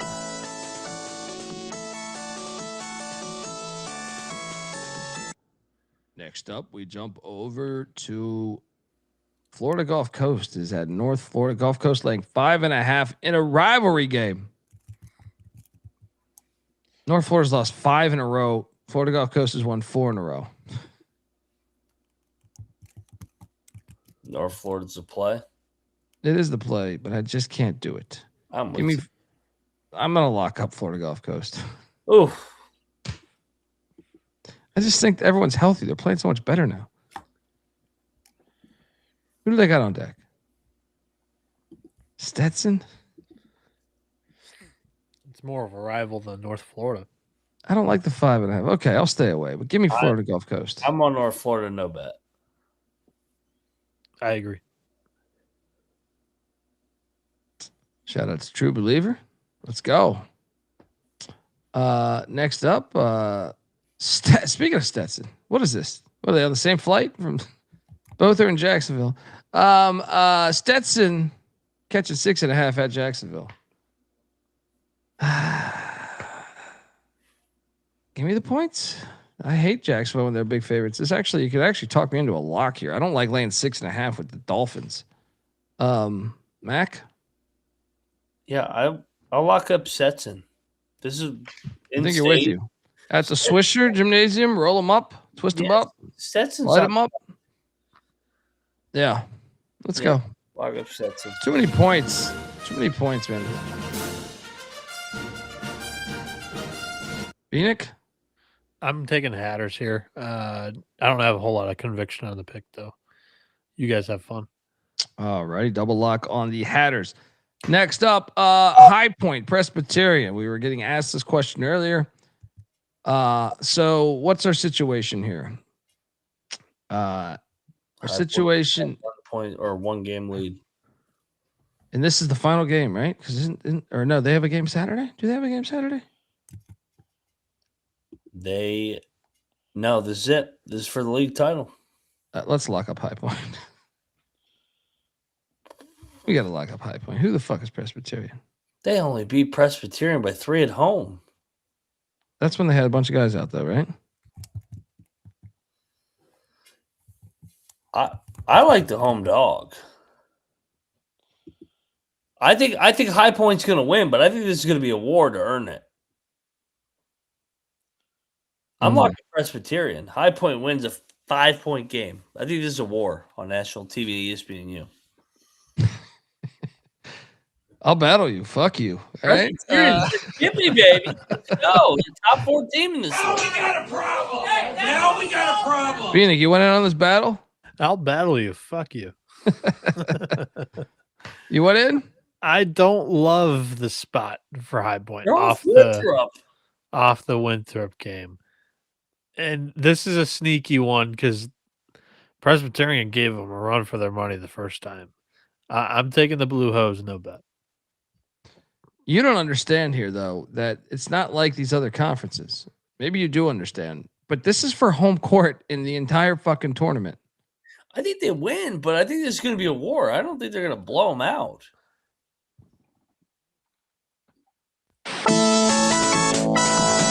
We got a battle, Dundee. Oh, the Panthers of High Point. McIntyre on the Blue Hose.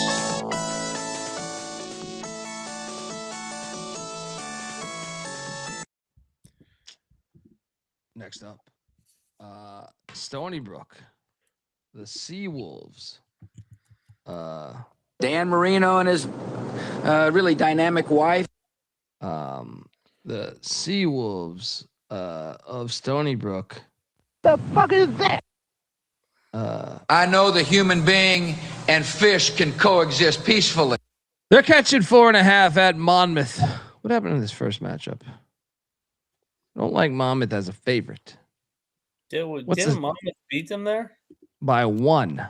Okay, and what are the stakes here in the CAA is Monmouth in the Colonial right now is at the 6th seed. Stony Brook is at the 4th seed. Actually, 1 game back is Monmouth. Gigantic game here. I'm locking Stony Brook in the revenge. I'm staying away, but give me Monmouth for the record. Yeah. Let's go. Mac is locking Stony Brook. Bieniek, what are you doing here? Give me my. Well, I'm sorry. What was that? Where'd he go? Oh. All right. He was going to say Stony Brook. I think he was going to say Monmouth. I heard Mon. Right? I don't know. Bieniek, are you out there? Watch out for those Wi-Fi polls. I'm telling you. That's the Dr. Bradley play of the day. You'll never know who Bieniek took. Next up. Picks page. Oh, wait, no, he doesn't do picks page. I think his computer can't handle it. Too much porn. Yeah. Pornography. Too much brazzers. I thought we were out of it, but we're not out of it because New Haven's going to the Spyro Sports Center in Staten Island to take on Wagner. I don't even see this line, so I can't even talk about this. Yeah. You got anything? No. I'm looking. Let me check my phone. It's on the computer. What the fuck? New Haven.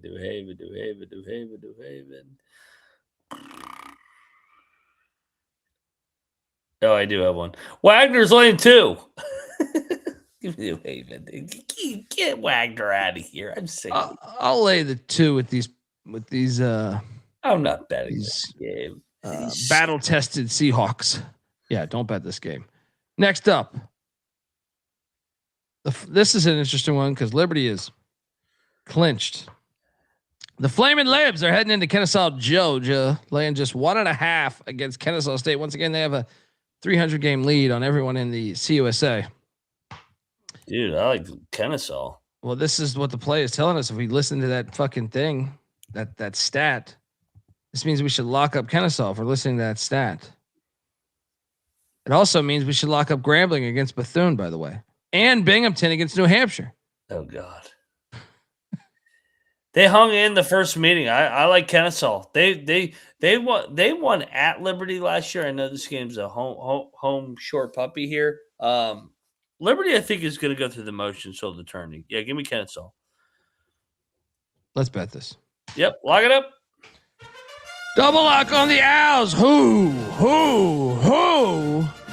are still playing for seeding while the Flamin' Libs, they got their dick out like Falwell in a hotel room while someone fucks his wife. Yep, that pool boy is rail there.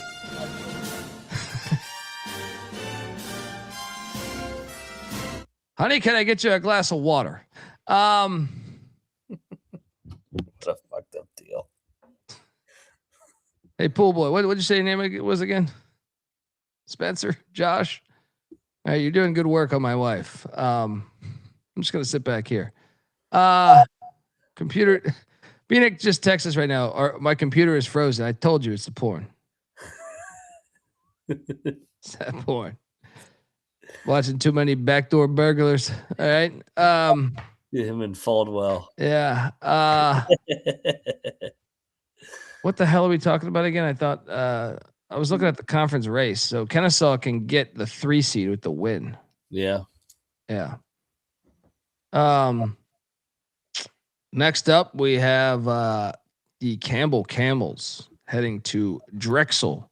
Drexel's laying 1.5, McIntyre. You know, the book's telling us to take these Camels. I'm not. Yeah. Give me Drexel, but no bet. Take Campbell, no bet. Next up, we have South Carolina Upstate at Radford. The Horrors of Radford laying 6.5.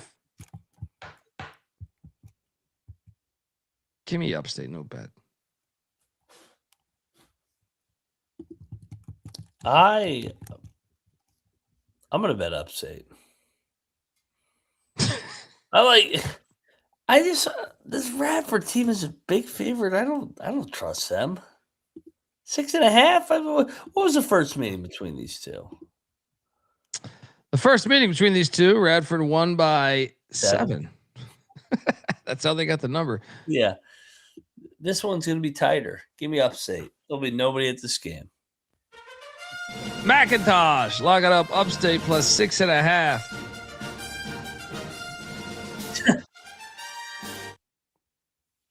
They're saying Bieniek's in the files. As the victim. He's young enough, right? A terrible world we live in. Greensboro. But hey, stay sober. Stay sober. Living my good life over here. All right. Honey, I'm optimistic about everything. Let's go get some oatmeal today. Let's stay sober.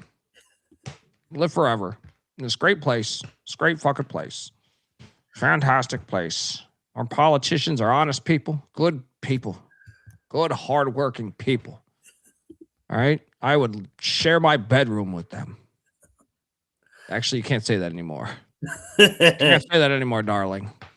Chattanooga here. Revenge. Chattanooga's laying 3.5. Hold on. What's the stakes here? Give me the stakes. I got to look at this. I got to break this down here. You're listening live to Chattanooga's 2 games back at Greensboro with 2 to play.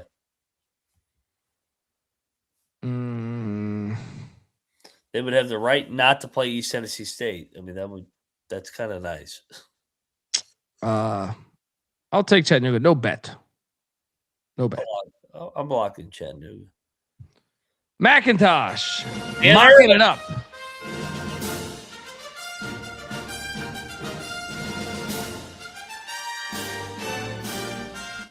Dude, we're getting closer and closer to that great SoCon tourney. I fucking love that tourney. That tourney's on crack every year. Yeah. That tourney's ridiculous. Wait, but where's it at this year? It's on Nashville again?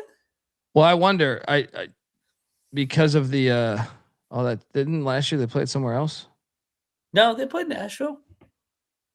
I thought they moved it because of the storms or whatever. No, not that I know of. It just kind of hit me tonight that we have postseason basketball starting on fucking Sunday. Monday. I thought the ASUN has like the first playing games on Sunday night. Are you sure about that? They did last year. Hold on, let's check it. Shout out to Bucky giving us 50 American. Hello, let's Bucky. go. And a good day to you, sir. Yeah, can you please check that right now, because that's going to change everything around here. I have a schedule set up for recording next week. I need to know that information, because that might have flew over my head. That might have flown over my head. Maybe I ran out of gas when checking the tournament schedule. I am wrong. That was last year. That was last year. We did. You are correct. It's Horizon Monday night. So you are right. Shout out to Bucky, who regrets giving us 50. Gives us the 50 and he goes, fuck, I'm drunk. Click the wrong button.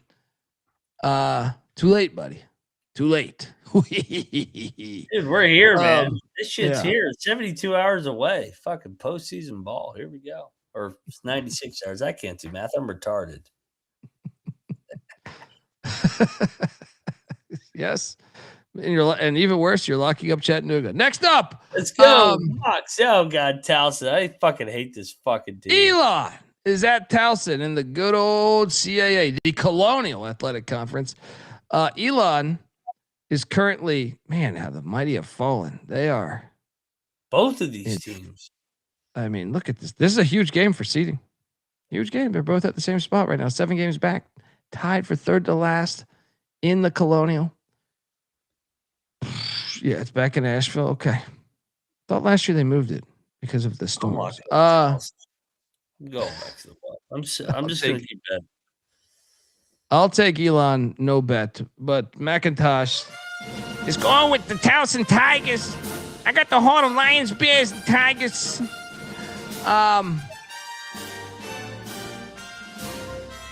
Yeah, this is a little wild. It's a little wild play by you, buddy. I refuse to believe they're this bad. This is a proud program. Elon's good, I think, though. I don't know what happened to Elon. Yeah, they're improving. Next up, we have St. Francis, who I picked correctly, unlike Mac and Bieniek yesterday. They fucking won outright. They did, and I was trying to get talked into a lock, and you said, "Nah, I'm out of there with this bullshit." This is our final game. Are they not eligible for the postseason? I don't know how that works with them. They have 2 games left. They're on the road. They're not playing their final home game yet. I'll take the points here. No, they already did. Actually, I'm wrong. They lost to Wagner in their fucking. They lost to Wagner in their home finale. How depressing! Wait. We bet that. You must have been wasted because that was our whole angle. That was our whole angle. We bet St. Francis that day. No. I know we lost money. Oh yeah, because we thought that was a super sharp play, and we were morons yet again. I forgot about that. That was 3 days ago. Lots happened. No CTE here. I will take the red flash plus the 5.5. This phone charger is really fucking up my head. How depressing is it that you lost to fucking Wagner by 10 in your finale of your? But you responded well with a nice road win. Yeah, I'll take St. Francis. No bet. 5.5. UMass Lowell is at Vermont. Vermont can still get that 1 seed, man. Yep, lay it, lock it. It's the only team that I refuse not rigged. I will lay it. I will not lock it. I lock in Vermont every game. I love this team. McIntyre locking up the Catamounts of Vermont.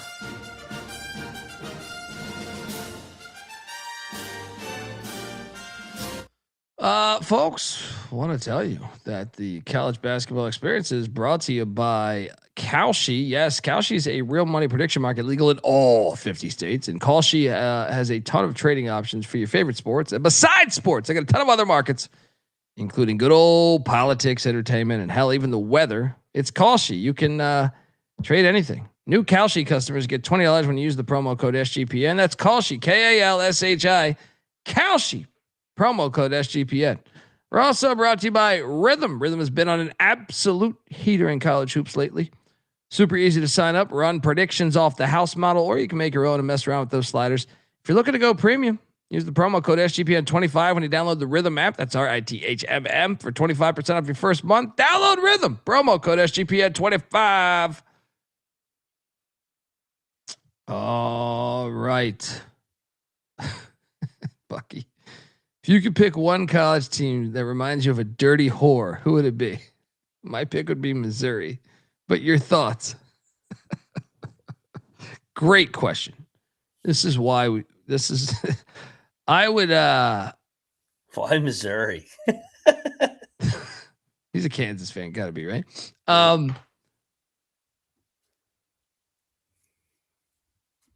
There's a couple that come to mind.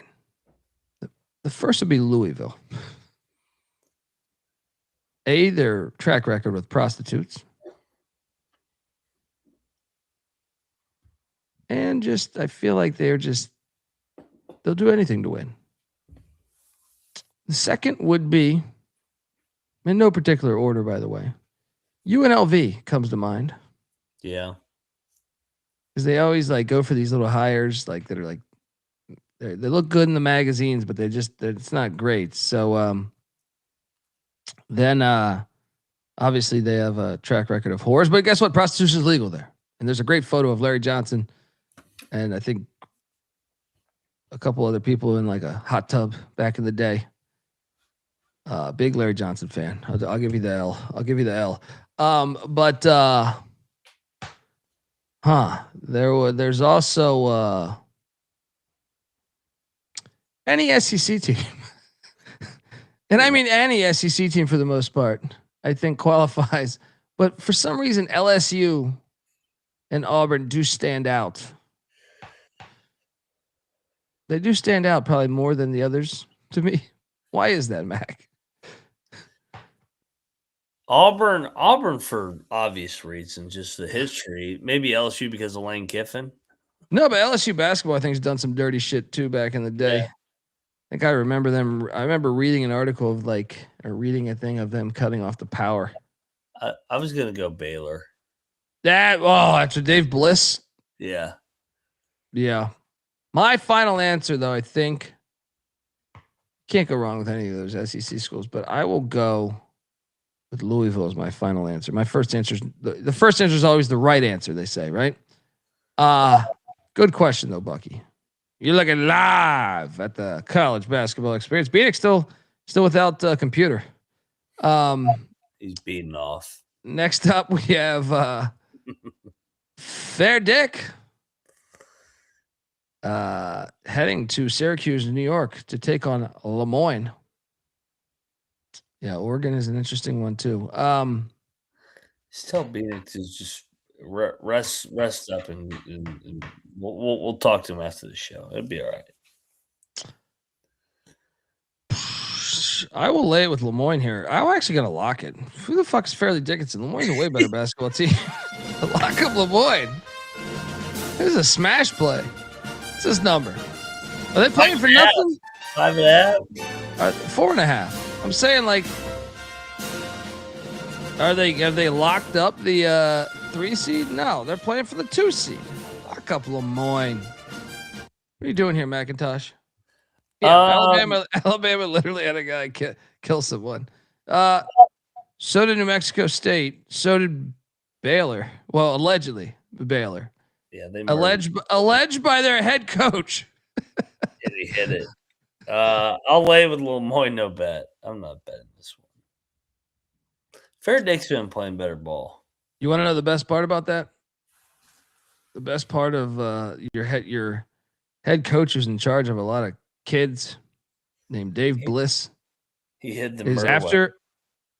Oh no, the hidden murder weapon was a guy at New Mexico State, but Dave Bliss. Yeah, it's a big difference. Dave Bliss was the one trying to bend a murder on one of his players. Yes. It's a really disgusting fucking story. But he did also coach in the great state of New Mexico. But Dave Bliss, this is what's so great about this. After being a complete pile of shit and being proven a complete pile of shit, Southwestern Christian University hired him to coach basketball. And it was actually a good hire because they won a lot of games. But what a world we live in. What a great religious institution. You know, we're going to teach you to be a good human being. Here, let's bring in this proven to be pile of absolute shit to be in charge of you. But you won games, so it's there's that. You on Lemoyne or what? Yeah, but I'm not betting it. Bucky is a Louisville fan. That's great. That's great. MJ saying Colby was the dirtiest non-cover on Baylor at +7 last night, and they fouled down 5 with 1 second to go. What is that? Well, you got the worst of the number though, because I had 8.5. Yeah. Yeah. Oh, I think he had +7 though. He's saying. What book were you using, dude? That is a terrible book. That shit opened Yeah. I'm locking up Lemoyne. You're not going in on this, even though I'm giving you free money? Yeah, I'm just betting, or I'm laying it. I'm not betting. I'm blue holes here. Yeah. I can tell, buddy. Next day, you're doing jello shots at the goddamn fucking baseball game. Well, I don't got rain man cold, but they're counting down 7-6-5. No charger. I got nothing. I don't even have my dignity. Dude, I told you sometimes the best thing you can do is not have a phone, especially when you're single. I agree with that. I sometimes when you're single, it's a relaxing feeling. You can like get things done. I challenge you to have no phone for a month. I did it. I was in my early 30s. How are we going to communicate to do a show? I think I did 2 months. Check your email. Email? You don't do email. I'm not going to be sending it. I'm going to tell Bieniek. All right. I don't send fucking emails. Who the fuck you think I am? All right. We're just magically. I became a comic not to send emails. All right. After the Final Four, I'm going to shut down my phone for the whole month of April, and you won't see me. Yeah, I don't do email. I'm going to go on a retreat, and you won't even, like fucking Aaron Rodgers did, just fucking out in the wilderness. Goodbye. You should. I highly recommend it. Winthrop is at Charleston Southern. All right, Winthrop's laying 6.5. We got to lock Winthrop, right? I think so. Even though that was a fucking deflating ass loss, they can still get it though, especially if the Blue Hose, like you keep preaching, give them a game. I'll lock up Winthrop. I like Winthrop. I'm in. Let's go. Winthrop laying 6.5. Double lock. Look it up.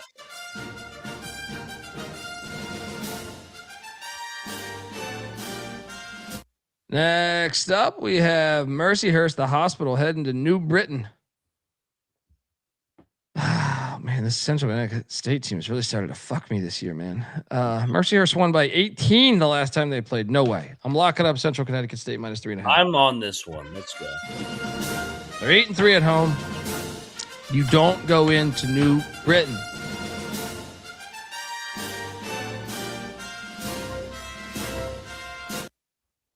Yeah, bad enough. Technology is terrible. I miss if I could hit the button, even though it ruined my livelihood, I'd do it. I'd end it all. I mean, not the planet, but I'm saying technology. Yeah, fuck that. Shout out to Bernie Blunt though. Smoke him if you got him. Double lock on Central Connecticut State, the real Blue Devils. Next up, Temple's at Florida Atlantic. The battle of the who the fuck are yous? Because they're both located. Well, I can't talk. They're both Owls. Florida Atlantic's laying 4.5. Should we lock Florida Atlantic? I mean, I feel like they've lost like 1,000 games in a row. They should have won the other day. I know that. Actually, they've only lost one in a row. Who the fuck they beat? They beat. They played UTSA, but barely. Yeah, dude, they have lost 7 of 8, and the one win was a single digit win. I'm locking Temple. I'm locking Temple. Fucking FAU won at Philly. Revenge angle. They're catching points. I think they're just in love with FAU. All right, I think I'm with you, actually. Let's go. Temple and the points. Revenge angle. Easy to see a tide turn. Give me the 4.5 in the Temple Owls down there in Del Boca Vista. Ooh. Ooh. Let's fly. Next up, we have Missouri State at Louisiana Tech. La Tech has been playing better. They're laying 2.5. I will lay it with La Tech. No bet. Mac? Lay it, no bet. I'm with you.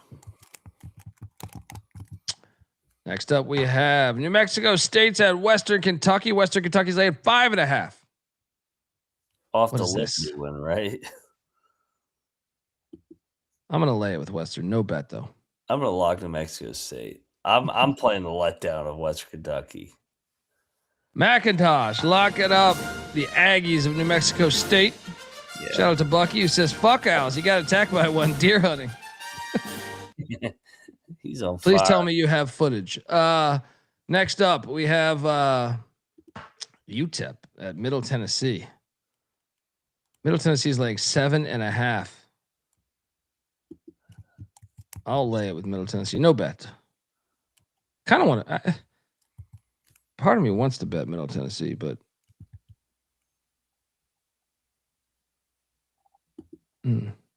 I'll take UTEP. No bet. Actually, don't bet Middle Tennessee because Western Kentucky's on deck. Right? Yeah. Did I read that schedule correctly? Another reason to take fucking New Mexico. Oh no! I'm sorry. They're not on deck. The New Mexico State's on deck. I got no idea what the fuck we're talking about here. Give me Middle Tennessee. We've been drinking. Yeah. Not enough for me. I'm on round 2.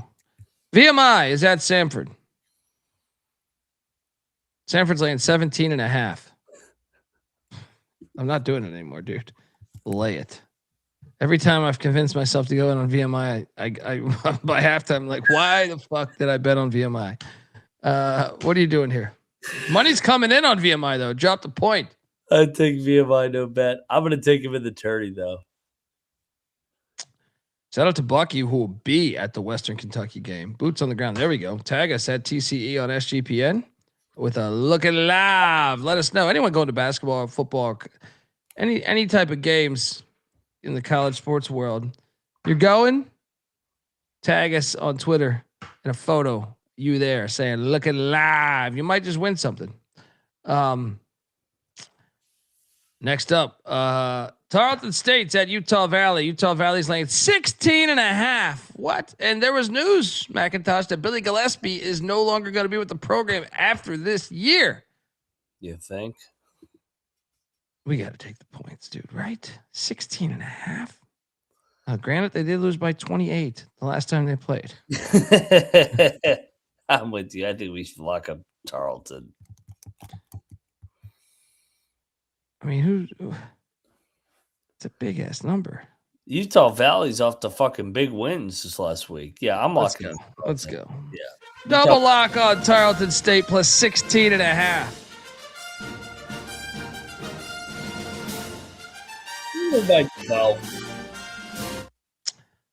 Next up, we have Denver is laying 4.5 at Oral Roberts. I will lock Denver laying 4.5.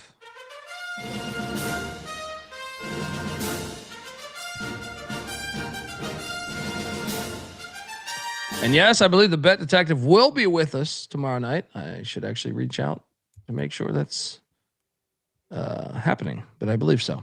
McIntyre, what are you doing here? I will co-sign Denver. I mean, I'm going to fade Oral Roberts off the rare win. Yeah, give me Denver. Log it up. Oh, a log on the Pio. Shout out to the great Nathan Cerna. Long-time listener. Hell of a great guy. Next up, we're going to jump over to the likes of South Dakota State at UMKC. The Jackrabbits are laying 11.5. I will lay it. No bet. Lay it. No bet. I'm with you. No motivation here. Morehead State is at Little Rock. Wait, isn't this a very important game? I believe this has major value to it. Morehead's got a half-game lead on SEMO and Tennessee State, a 1.5-game lead on UT Martin. This is the clinch. The share. And Little Rock, dude, the problem is Morehead State just barely beat Southern Indiana 64-63 the other night. It wasn't very convincing. Here's the most OVC shit ever. Yeah, Little Rock's going to win. You have a team that is going to clinch the regular season title, and they're a dog? What? To a team in the bottom in the cellar of the conference. Little Rock. Pile of shit. I'm on Little Rock. Little Rock's going to win. I'm with you. This is hilarious. Double lock Little Rock. Yeah, love the OVC. Double lock Little Rock. Flores won 6 in a row. They got a chance to clinch their job. What the fuck is this? Next up, we have Michigan State and Tommy Izzo getting 7.5 against the Boilermakers. Boilermakers are off the Indiana win, but still top 25. Sparty coming to town. Last time they played, Sparty did win. It was a year ago. Sparty won by 9 on February 18th of 2025. I think we should lay it. What do you think? I think we should lay it and lock it. I think Purdue's better. I do too. I do too. And I know Purdue had the disappointing Michigan game where they just dug themselves a hole. Outside that, they won 5 out of 6. I love Purdue. I think they blow them out. I think they win by 15. I'm gonna join you. Go. Double lock on the Boilermakers. Lay the 7.5. You're not losing 2 out of 3 at home. Yeah, exactly. Next up, we have Alcorn State at Texas Southern. Texas Southern laying 7.5. That's a big number in the SWAC. Especially considering they played a month ago and Texas Southern won by 1. Now Alcorn State is 2-16 on the road. What the fuck is this number? Should we lay it just because the number doesn't make any sense? I think we should lay it. Yeah, let's lay it. I don't want to bet this. I'm definitely not betting that. Next up, we have Western Illinois at SIU Edwardsville. Going back to the Valley here. I'm sorry. Yeah, the Valley, the Ohio Valley. Edwardsville is 3.5 games back, but they are still playing for the 4 or 5 seed. Which is big in the OVC because you get a bye. I'll lay it. Western Illinois season's over. Yeah, I think you're right. I'll lay it too. I will not bet it. Are you betting it? No. Yeah. Next up, Eastern Illinois is at Lindenwood Penitentiary. Lindenwood's laying 8.5. 2, 4, 6. Right, what is this seating here? So Lindenwood's actually like what? They're currently the 6 seed, but they're playing for the 5 or I guess the 5 seed. EIU's got for the 5 seed. EIU's got to have the game to get in or have a chance to get in. What do they take? The top 8 or the top 10? Top 8. I'm locking EIU. Let's go. Yeah. Double lock on EIU. Foxhole spot. These lost Southern Indiana at home. Let's go. It's too many points. Too many points. The fight for their job here. Next up, as Bieniek's computer still is broken. Tennessee Tech is at UT Martin. UT Martin laying 8.5.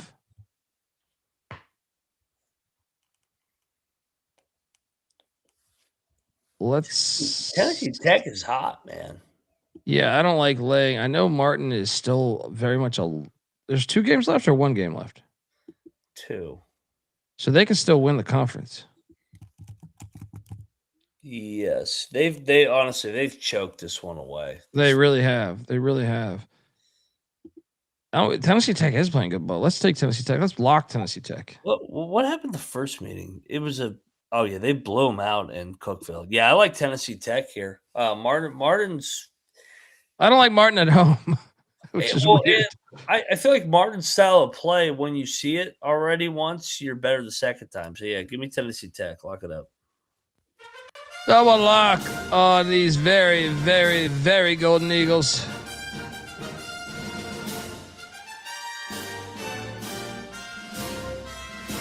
I want this pilot.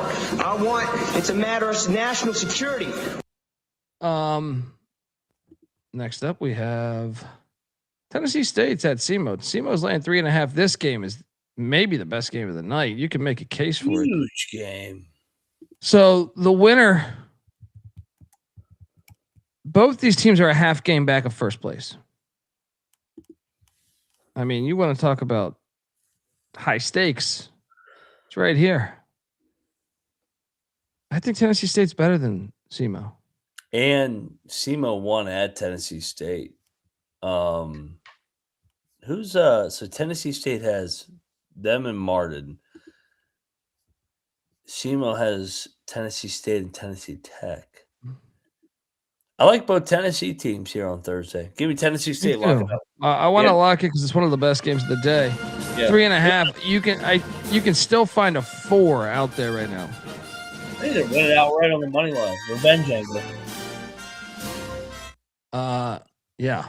Excited to watch that one. Next up, we have what the hell is this line, by the way? What? Ridiculous. What's going on here in this conference? Making the slide, I had to check multiple books. So I was like, wait, what? Why? Florida A&M won the first matchup by 8. This is where I need injury reports. Something must have happened. In the SWAC. They got to give me a fucking injury report here. I don't know why this is at 9.5. What the fuck is this? I would love to know the cocktail napkins number on this shit.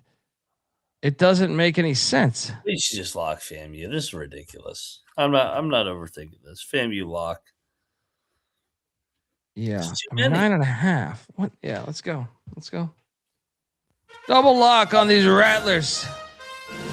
Fang Gang, represent.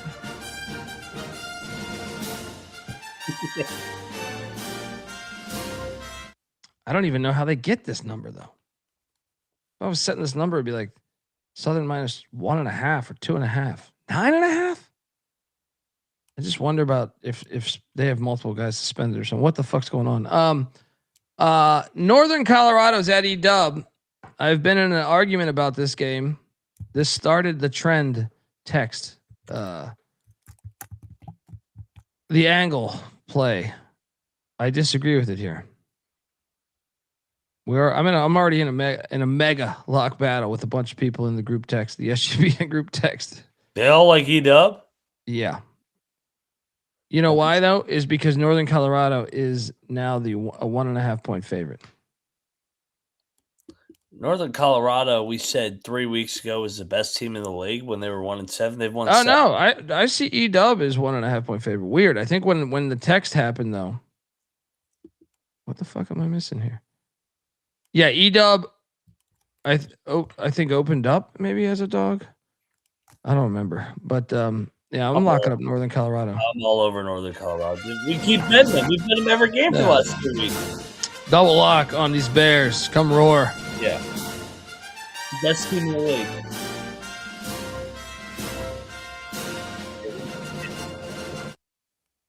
Next up, we go to Shack State. It's heading to Missoula to take on Montana. I don't know if there's any stakes on this, right? Didn't Portland State clinch? So there's stakes for Montana. Montana's playing for actually for potentially the top 4. No, potentially the 2 seed. I'll lay it with Montana. No bet. What'd they do the first meeting? Sac State beat them, I think, right? Yeah, I'll Montana State. I got to double check. I'm locking Montana. Okay. Montana's lost 5 out of 6. Coming back home finally, I think they drill them here. McIntyre locking up the Grizz of Montana. They're going to fuck them up. All right, now this is where I'm curious your thoughts.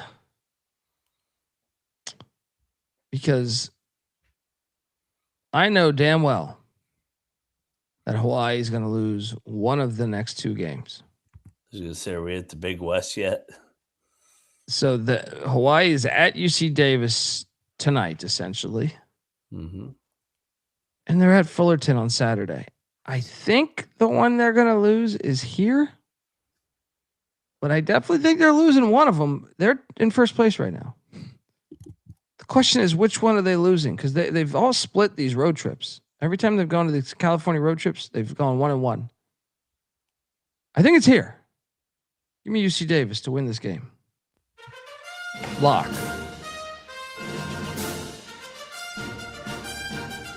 Mac? I will battle you. Give me Hawaii. I think it might be the one on Saturday. Hawaii's been better on the first leg. I think they're ready to go here.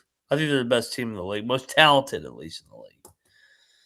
Ooh, I don't know about that statement. I think Santa Barbara is. I Yeah. like Hawaii. We got a battle. Dundee on Jim Lesson, UC Davis, McIntyre on the Rainbow Warriors.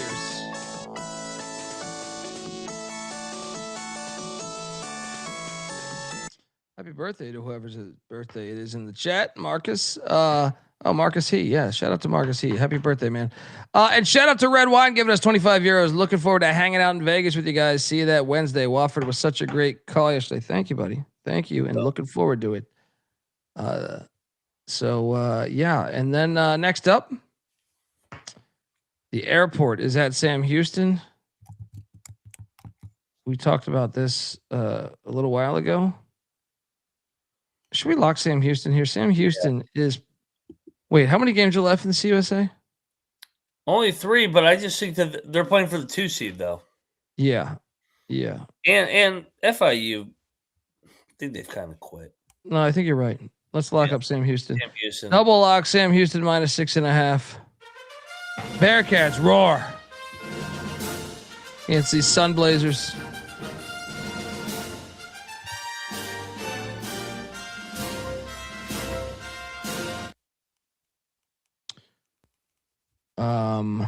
Next up, at the Bear Claw. At the Bear, you're not gonna win at the Bear Claw. Blowout. Next up, we have Northern Arizona in Moscow taking on these Vandals. Why? Idaho's like 10.5. Money coming in on these Jacks. I'll lay that. I'll actually take it. No bet though. Next up, North Dakota State's at the Tommies. Wait, what is the seating here? Because this one actually I think might have some stakes. North Dakota State already clinched, right? Did they clinch? No. Oh yeah, they did. You're right. We got to take the Tommies because the Tommies are playing for the 2 seed with the Fighting Sioux just a half game behind them. Yeah, and it's a revenge angle. They lost a tough one by 3. This Pam Anderson Center though has been kicking my ass. They're gonna fuck up here. I'm with you. Yeah. Double lock on the Tommies. I think it's actually one of the best plays. Yeah, line selling. Tommyville's back.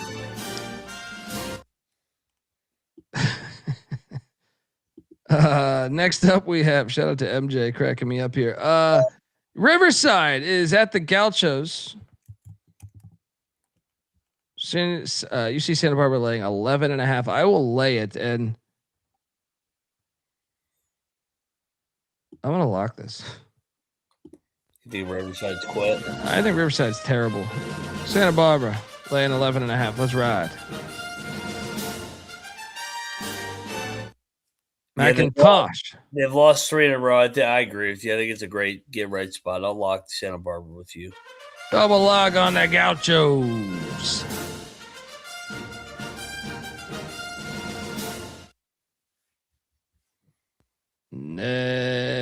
Next up, we jump over to Portland State, who has already clinched.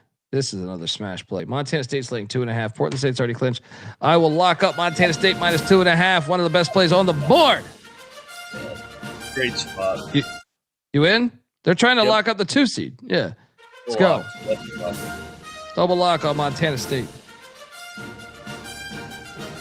it's a revenge game. It's a revenge game. They lost 2 in a row coming back home all over Montana State.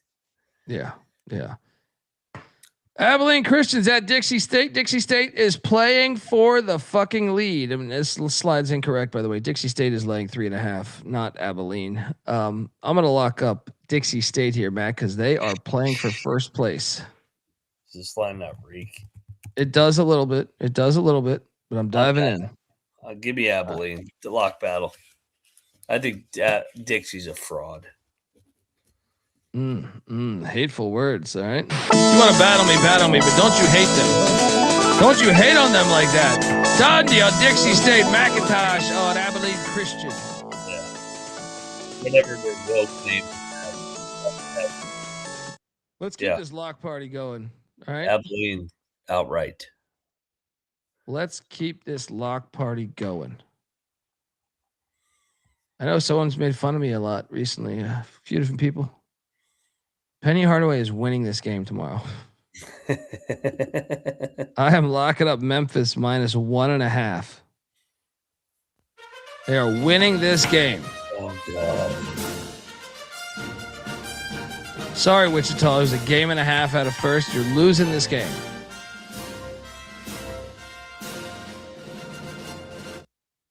What are you doing here, McIntosh? First meeting. I think you're wrong, man. I think Memphis is broke. They're a favorite again.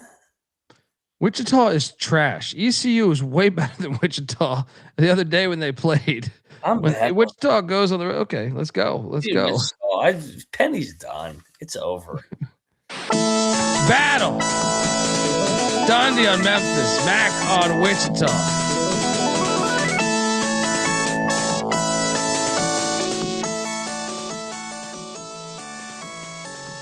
Sonny's asking, do you guys actually know these teams? No, we go live. We go live every night for the whole entire season for it's a show about nothing, right? We talk about a lot of other random shit. All right, but we do not watch college basketball on this show. Nope. In fact, me spending this much time making these slides, it only implies I could care less. I mean, I do it for the artwork. All right. I like to see a tiger and a shocker on the same page here. But I appreciate you coming in and asking that question. Jackson State's had Prairie View. Who would talk this game? Why even waste breath talking this game? Some would say. We love SWAC. Some would even say that I'm a SWAC specialist. All right. I think it was in my resume. Jackson State's getting 5.5. I'm on Jackson State. This is a money line play, dude. I think Jackson State wins this outright. Why is Prairie View favored? What? Wrong team favored. Jackson State money line. Yeah. Let's go. Mo Williams, money line play. We Tigers.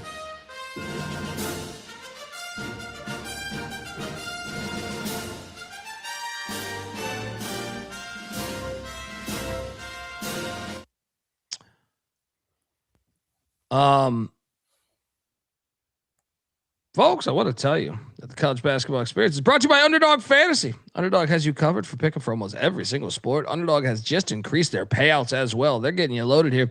2 pick entries are now they pay out at 3.5 times. 3 pick entries pay out at 6.5 times. I just gave away a three play entry last night that hit on this very show. All right. Underdog's got a brand new offer for new customers. Play $5, get $75 in bonus funds when you sign up with our promo code. That is TCE SGPN. So do that and let it ride. We're also brought to you by NoVig.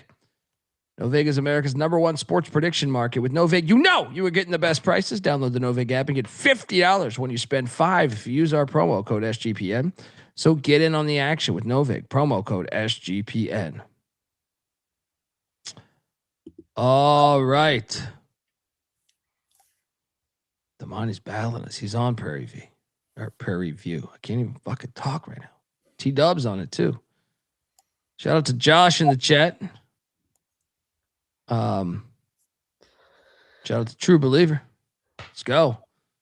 He's a true believer. This game is awesome. Let me sell this game for you, folks, in the Big West, my favorite conference, perhaps. It's a big game here now. Mac thinks Hawaii is the best team, and he has good reason to think that. Because they are tied for first place with who? UC Irvine and Northridge. Northridge has that magical win against Santa Barbara, which kind of helps get them there, but they also took down Irvine. Behind that is UC Davis, who's a game behind, a game and a half. Santa Barbara, a game and a half behind, and Cal State Fullerton, a game and a half behind. This conference is fantastic, McIntosh. And this game is for first place. Irvine is catching 1.5 at Northridge. Now, here's my thought process here. I'd love to take Irvine because they're a better coach, but I actually don't think they have the Jimmies and Joes on this year's team. When I look at Northridge and see some of their guys, I do believe they are way more athletic, way more skilled. So I'm kind of at a crossroads here. Give me Northridge laying 1.5 lock. What are you doing here, Mac? Battle. Give me the culture. Give me Irvine and Turner. I think this is going to be a fun game right down to the wire. I think Irvine makes enough plays. Best game of the day. To Bieniek's credit, making the photo. They win by what, you said? They win by 4. They make enough plays. They grind it out. We got a battle Dundee on Northridge, McIntosh on Irvine.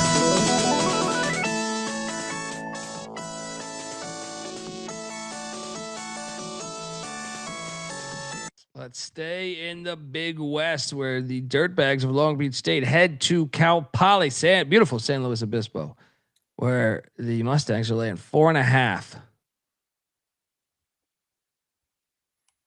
Why is this so short? Yeah, I don't know. I'm just gonna lay it with Cal Poly, no bet. Yeah, I'll lay it with. I'm a Big West specialist. I will lock up Cal Poly laying 4.5. I want action on all these Big West games.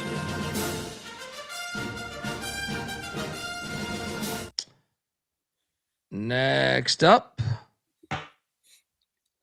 Bakersfield is at UC San Diego.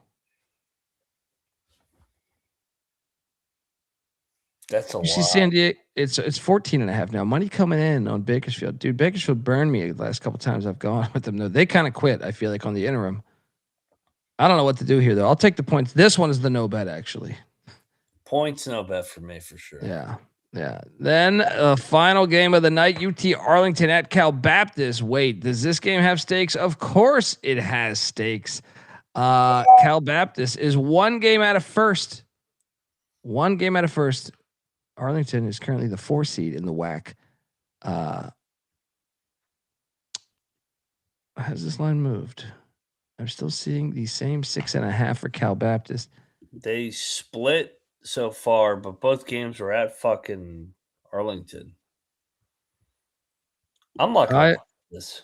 I'll go with you here. Double lock on Cal Baptist. Lay the 6.5.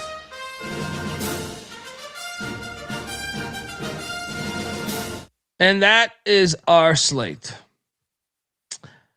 Top plays of the night and the dog. Okay. I'm with you on the Montana State angle. Lay the 2.5 against Portland State. They're back home. It's a great spot. That will be one of my top plays.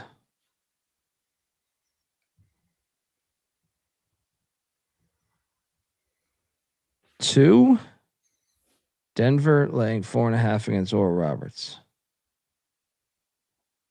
I know it reeks a little bit, but I just think Oral Roberts is that bad.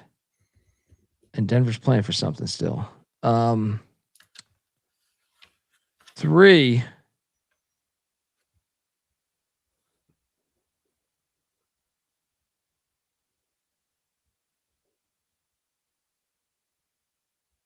I mean, what the fuck is this Long Island number?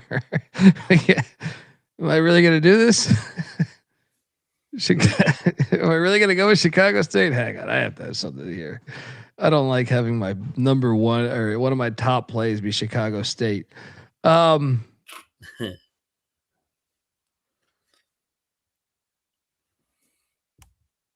Give me Lemoyne laying 4.5 against Fair Dick as the third play. I kept it NEC for you. The dog to win outright. I know we said a couple that we liked. Who the fuck was that? It's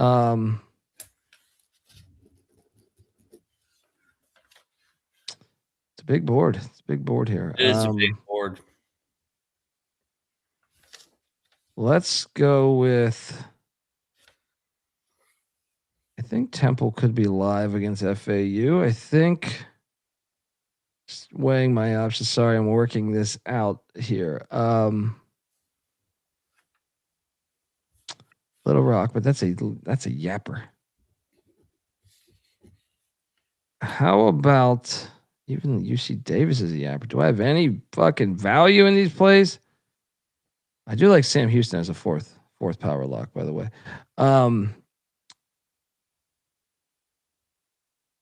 don't have a lot of Jackson State, I think, right? That's the dog of the night, I think. Yeah, I like that one. Jackson State money line. What is that? What is the money line paying out here? Plus 200. You see it right now? It's plus 200, or do I got to look for it? Are you just talking out of your ass? No, I mean if they're plus 5.5, it's yeah. So why can't I find it right now? plus 190. Yeah. All right, Jack State. Sorry, it's not a bigger one, but I don't really see anything I really love. Temple would be the only other one that I would say I really like money line wise, with value. I mean, Little Rock, I do think will win on the money line. Eastern Illinois is an interesting one at 8.5, but I don't think they win. I think they cover. What are you doing here, Mac? Fire. Yeah. For the top three. Ooh, Tennessee Tech though. Tennessee Tech. They're chippy. What is that? What is that money line?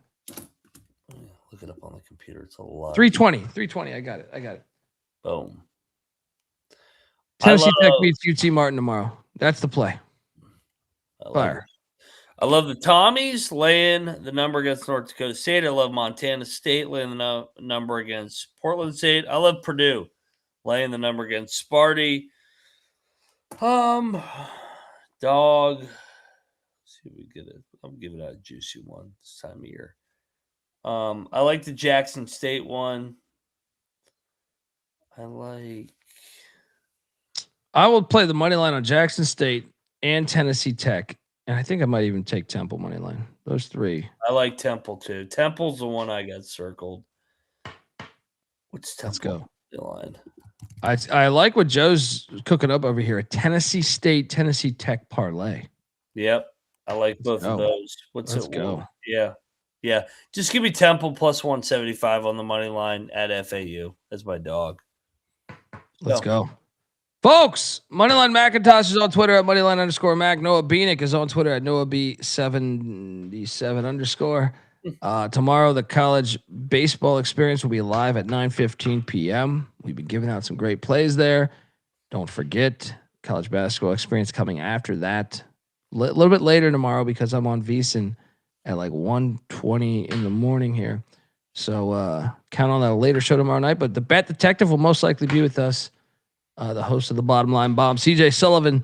Appreciate you rock with us. Shout out to all the people that are in the chat, kicking it with us and helping us with money, likes, any of that stuff. If you don't have money, likes, shit like that, it helps us, man. And once again, shout out to Steven, who I met up with at the ECU game. Can't remember the other gentleman I met. My apologies, but appreciate you all. It's almost March. We're 48 hours away from March, right? Let's go. Till next time. This is the college basketball experience. You better start thinking about yours. And we are out of here. Mailbox 1. You have 7 messages. 1.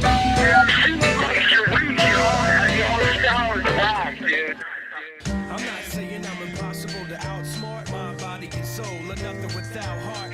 I'm not saying I'm impossible to outrun. My body and soul are impossible to outdo. Mind, body, and soul are nothing without truth. And I'm not saying it's impossible, but you're nothing without yourself. We're the obsession to be a part of that, started that. Mind over matter don't matter in the market. I've seen much smarter cats have heart attacks. Largely cause leaders need lambs to be lethargic. Match wits with the half-wit phantom. I don't need jumper cables or mic cords to analyze an analytical anthem. Between my two ears, an engine pumping the life force. Force field for your grip on the grievance. Still gonna feel unchallenged and bored stiff. So arrange the pieces to prepare cohesive. All the hard work will go largely ignored if your hands are covered with post-its and paper cuts. You need to have your voice in the vice grip. The one who made it famous ain't the one who made it up. You don't get overtime just for working the night shift. I'm taking a piss right now. It's like I'm not saying I'm impossible to outsmart. Mind, body, and soul are nothing without heart. And I'm not saying I'm impossible to outrun. Mind, body, and soul are nothing without love. And I'm not saying I'm impossible to outrun.